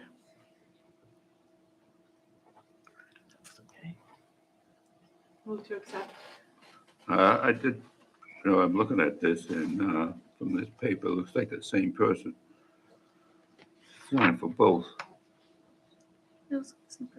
Looking at the printing on it, looks like it's the same person. I'll vote to reject it. Mrs. Johnson made a motion to approve the signature. Okay. You can withdraw the motion if you'd like. Do we have another motion?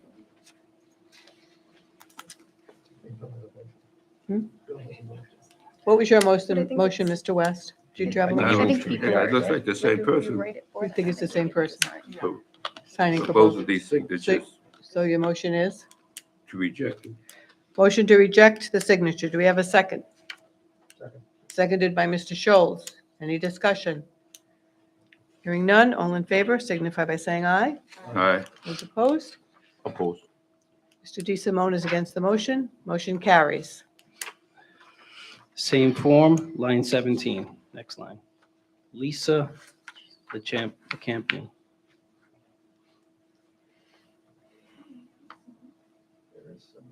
Yeah, I think we also Move to fine. accept.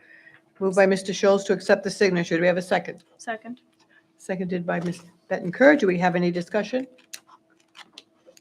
Hearing none, all in favor signify by saying aye. Aye. Aye. Those opposed? Unanimous to accept. Next. Same form, line 18. Donna Santilli. Santilli. Yeah, looks okay.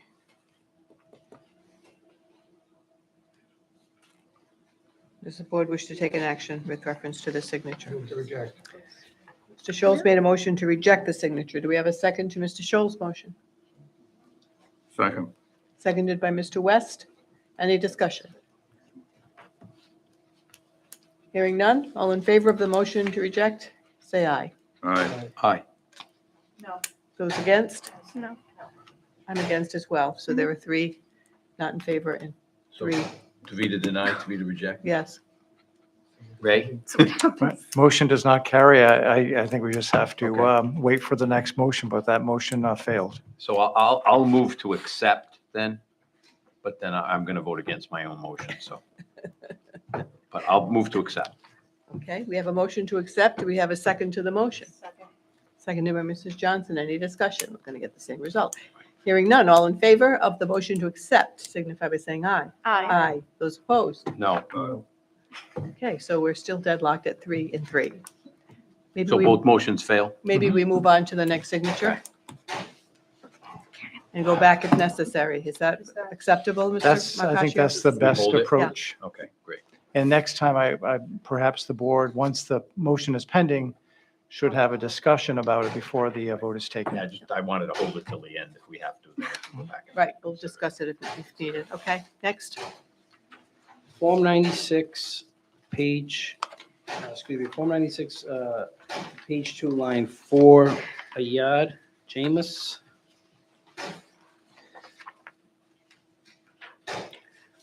96, line 4. I don't think that that's what we What have. line, Miguel? 96, line 4. Form 96, page 2, line 4. Ah, Oh, page 2. Oh, thank you. Okay, Page sorry. 2, line now that 4. makes sense. Okay. All right. Oh. Oh, I think it's okay. Interesting. His name on this is, it seems to be printed with an E and signed with an E, and that's an A. Yeah, Uh-huh. is this the right person? Yeah. Yeah, those are two different names. Right, yeah. And then it looks like he, I have to reject this. that looks like the wrong. Motion to deny. Reject. Motion by Mr. West to reject. Do we have a second? Second. Seconded by Mr. Scholes. Any discussion? Hearing none, all in favor signify by saying aye. Aye. Those opposed? Unanimous to reject the signature. Next. Next, Form 101, line 1. William Brennan. We have a bit of a unique circumstance here where we have two William Brennans that live at the address. Hmm. However, they have different date of births in the Central Voter Registration System. I'd move to approve. It matches one of them. Second. Moved and seconded to approve the signature. Any discussion? Hearing none, all in favor signify by saying aye. Aye. Those opposed? Unanimously approved. Next.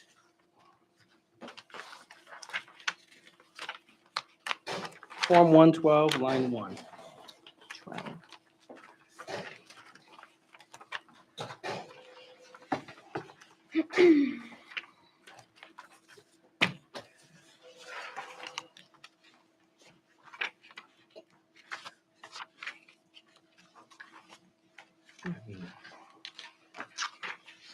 Signed here and signed in it. I'll move to approve. Moved by Mr. DeSimone to approve the signature. Do we have a second? Second. Seconded by Mr. Scholes. Any discussion? Hearing none, all in favor signify by saying aye. Aye. Those opposed? Unanimous to approve. Next.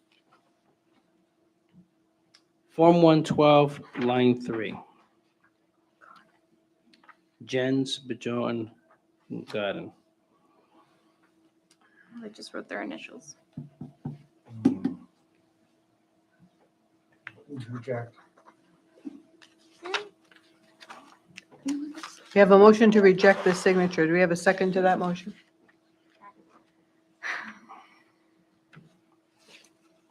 Yes, second. Mr. West, you made a second to that motion? Second it. I don't see that. Any discussion? Hearing none, all in favor of rejecting the signature, say aye. Aye. Those opposed? No. So that was a motion against, Mhm. I mean, it was a vote against denying I or think rejecting just- the signature. It would be best to take the next motion. So we Madam need a Chair. motion then to accept the signature. I move to approve the signature. Moved by Ms. Bittenker, seconded by Mrs. Johnson. Any discussion? Yeah, just the, if we look at like, I mean, the way this form is, it looks like the signatures are run in. Mhm. But if you look at the last name on that and you look The here, it governor, looks like yep. they just kind of wrote their last name. Mhm. It looks So that- like they wrote it up over the other. So Yeah. that's why I would go to. That's Okay. right. Yeah, just- Like this. Okay, any other discussion? Hearing none, those in favor of the motion signify by saying aye. Aye. Aye. Those opposed? No. Mr. Scholes and Mr. West are against the motion to approve the signature. Motion carries. Next. Yes. Yes, it was. Sorry, we're confusing you. Form 114, line 3. Haley Antunes. Haley Antunes. It's okay.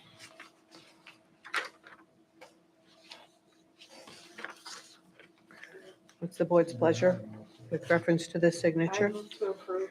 Second. Moved and seconded to approve the signature. Do we have any discussion? Hearing none, all in favor signify by saying aye. Aye. Those opposed? It's unanimous to approve the signature. Next. Form 126, line 16. Maria Bose.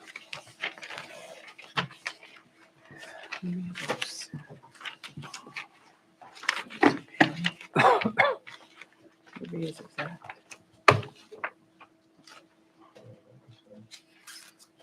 Move to accept. Moved by Mr. Schultz to accept the signature. Do we have a second? Second. Seconded by Ms. Bettenker. Do we have any discussion? Hearing none, all in favor signify by saying aye. Aye. Those opposed, it's unanimous. Signatures approved. Next. Form 126, line 17, Sophia Hanley. 18. 18. 18, excuse me. 18. Oh, problem. No. It's a problem. Move to reject. We have a motion to reject the signature as not matching. Do we have a second? Second. Second by Ms. Bettenker. Do we have any discussion? Hearing none, all in favor Yeah. signify by saying aye. Aye. Looks like Those you wrote- opposed, signature is rejected unanimously. Next. Form 137, line 13.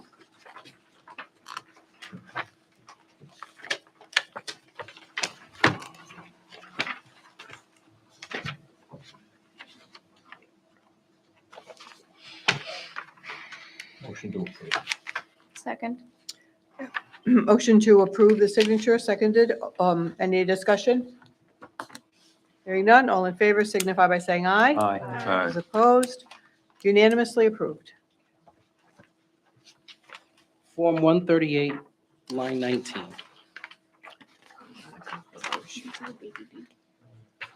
Veronica Barosian. Oh, no, but Can't back up the signature at all. you can see it more in the print, right? Again, If you go yeah. back to the print, it's, The print looks almost exactly the same. yeah, I think it's, Especially the first name. yeah. Especially, I think this happens because it's like an electronic pad. It's easier to sort of print your name. So do we have a motion regarding this Motion to approve? Second. motion to approve? Made and seconded. Do we have any discussion? Hearing none, all in favor signify by saying aye. Aye. Those opposed, unanimous approval. Form 143, line 2. Maria Wrigley.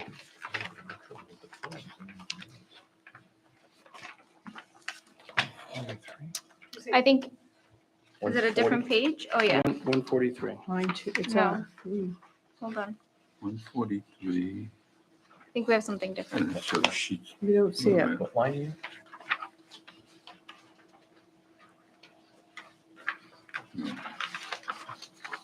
Nope, we don't see it. I'm seeing it. If it's mine too, it's not highlighted, it's also almost It's not the completely name. illegible to me. It is 143, line 2. It was disqualified. The local board could not find the voter. However, this was one that was submitted by Mr. Hunt that he found. So that's why we have the signature here for you to review. It's atrocious. He, Can't even write that. he identifies this person as Maria Wrigley.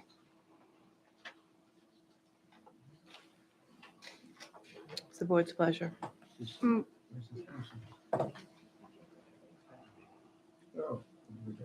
Yeah, I move to reject. Motion to reject by Ms. Bettenker. Is there a second? Second. Seconded by Mr. Scholes. Any discussion? Hearing none, all in favor signify by saying aye. Aye. Those opposed? Unanimous to reject the signature. 143, page 2, line 21. So the next page, line 21. Page 2. Yes, Oh, the last line. yes. Mhm. Francesca Ann Bachon. Motion to reject. Second. Moved by Mr. West to reject the signature, seconded by Mr. D. Simone. Any discussion? I think it's the same, I mean, I think it could be the same person, that's initial, so on that.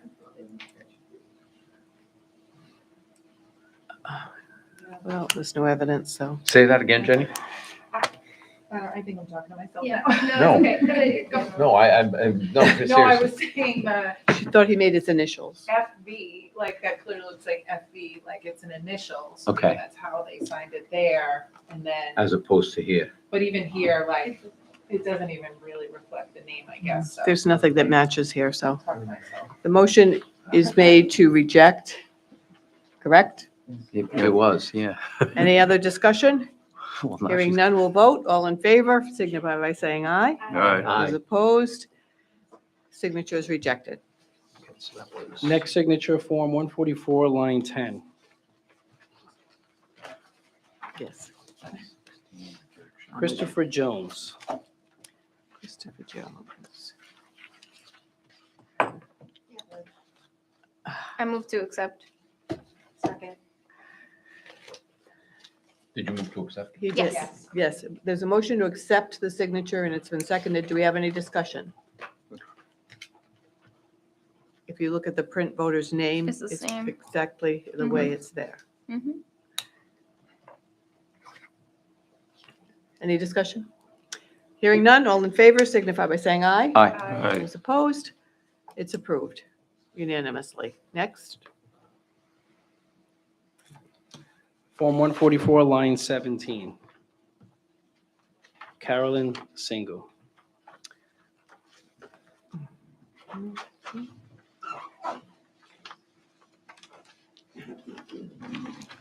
I can see the K and the C. I'll defer to my colleagues or whatever. Motion to Whatever reject. I mean, my inclination is to take it, but I'll defer to you. Yeah. You've I looked thought at it was more of these okay than I too, have. but- Mr. West, you made a motion to reject the Yes, signature? I did. Do we have a seconded by Mr. Scholes? Any discussion? Hearing none, those in favor of the motion signify by saying aye. Aye. Aye. Those opposed? I'm opposed. Reject. It's rejected Rejected. Right. That should be Yes. 17 by a rejections. motion of 5-1. Form 147, line 5. Jay Wilner. I will note that this voter's name does not match what is on the CVRS.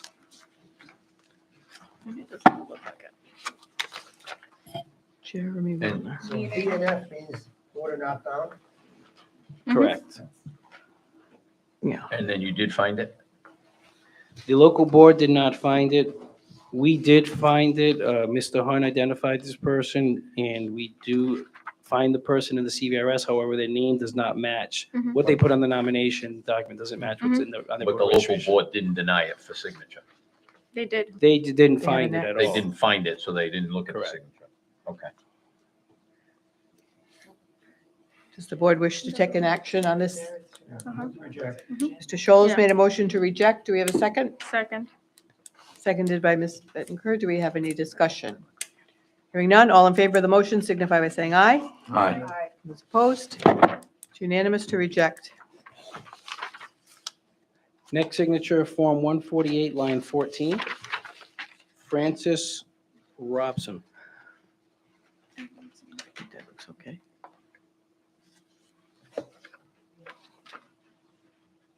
Do we have a motion on that I move to signature? approve. Move to accept. Move to accept, Mr. Scholes. Do we have a second? Second. Seconded by Ms. Bettencourt. Do we have any discussion? Hearing none, all in favor signify by saying aye. Aye. Those opposed? Unanimous to accept the signature. Next signature, Form 148, line 29. Pat Ostunk. Be always good. Oh, that's definitely from the registry.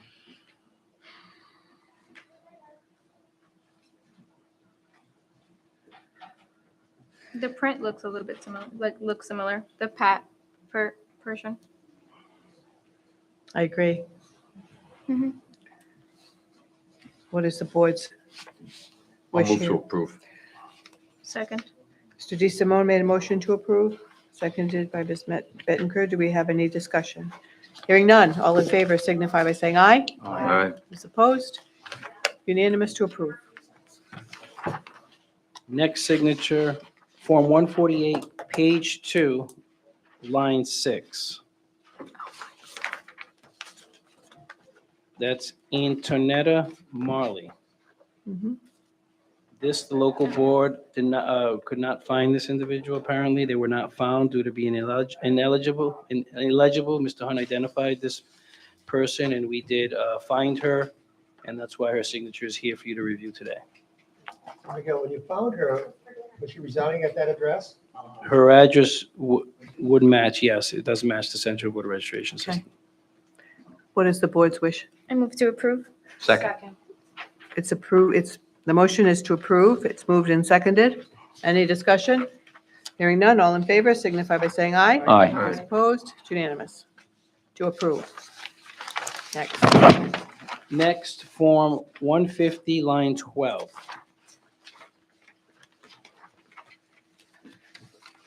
R.A. Cato? Richard Lido? I have, yeah, Richard Lido, excuse me.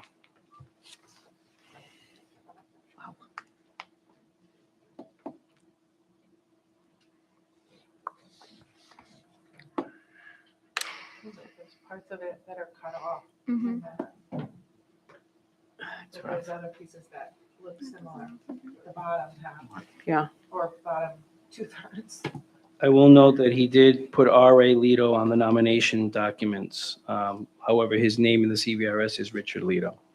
The local board did not find him, but we did.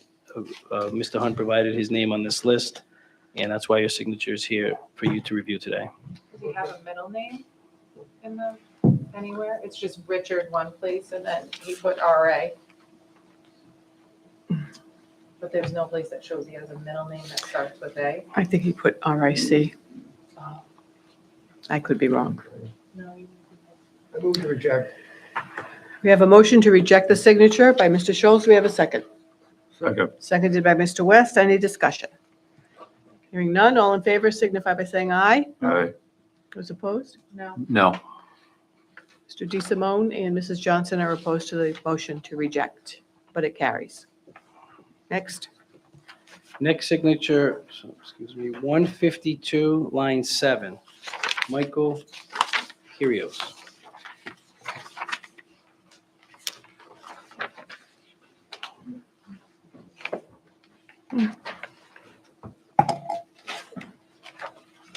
Still filming I stuff. just had one observation. Yeah. The last 3 days. Looks the same. signature. At least the last two. Mhm. Move to reject. Mr. Schultz makes a motion to reject the signature. Do we have a second? Second. Seconded by Mrs. Johnson. Any discussion? Hearing none, all in favor? Aye. Aye. Those opposed? Unanimous to reject. Form 155, line 10, Kathleen Oriello.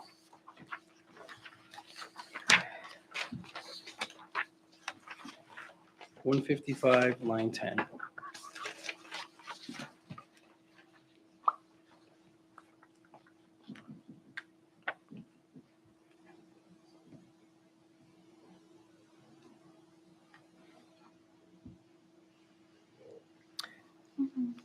What is the board's pleasure? Move to reject. Second. Moved by Mr. Schultz to reject, seconded by Ms. Bettencourt. Do we have any discussion? Hearing none, all in favor signify by saying aye. Aye. Those opposed? It's rejected unanimously. Yes. Next signature, Form 161, line 7.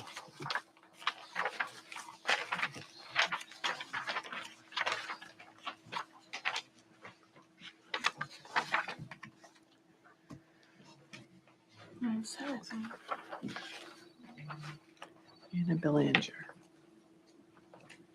Looks okay. I move to, Go oh, ahead. sorry. I move to approve. Second. We have a motion and a second to approve the signature. Do we have any discussion? Yes. Discuss it. Looks still, on this one, looks like the same person signed both of them. 6, 7, and 8. I'm not sure. I don't think so either. I think they might have printed the name, the whoever lived in Naples Avenue. I mean, Yeah, I would say the signatures are different. I make my wife do that all the time. I say, fill it out and I'll just sign it. So, sorry. Same. Because you can read her handwriting, you can't read mine most of the time. Okay, so we have a motion to accept the signature. Any other discussion? Hearing none, all in favor signify by saying aye. Aye. Those opposed? Right. Mr. West is opposed. Motion carries. That was a motion to accept. Motion to accept. Next. Next line, Form 161, line 8. That one looks similar. I'm okay with this. I'll move to approve. Second. We have a motion to approve. Do we have a second? Second. Seconded by Mr. DeSimone. Any discussion? Hearing none, all in favor signify by saying aye. Aye. Those opposed? Opposed. Mr. West is I gotta be opposed. consistent. I'm sorry. He's opposed, but the motion carries. It's approved signature. Next signature, Form 162, line 11. Same form.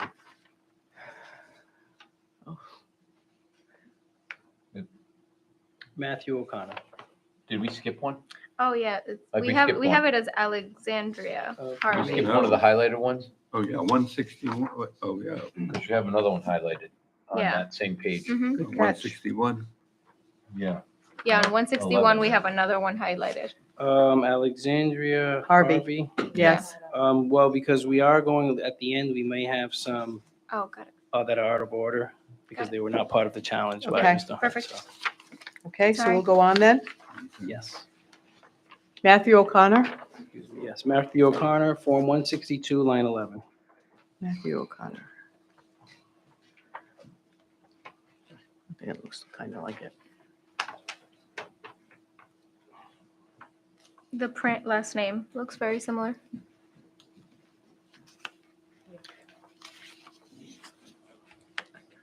So is that a motion? Yes,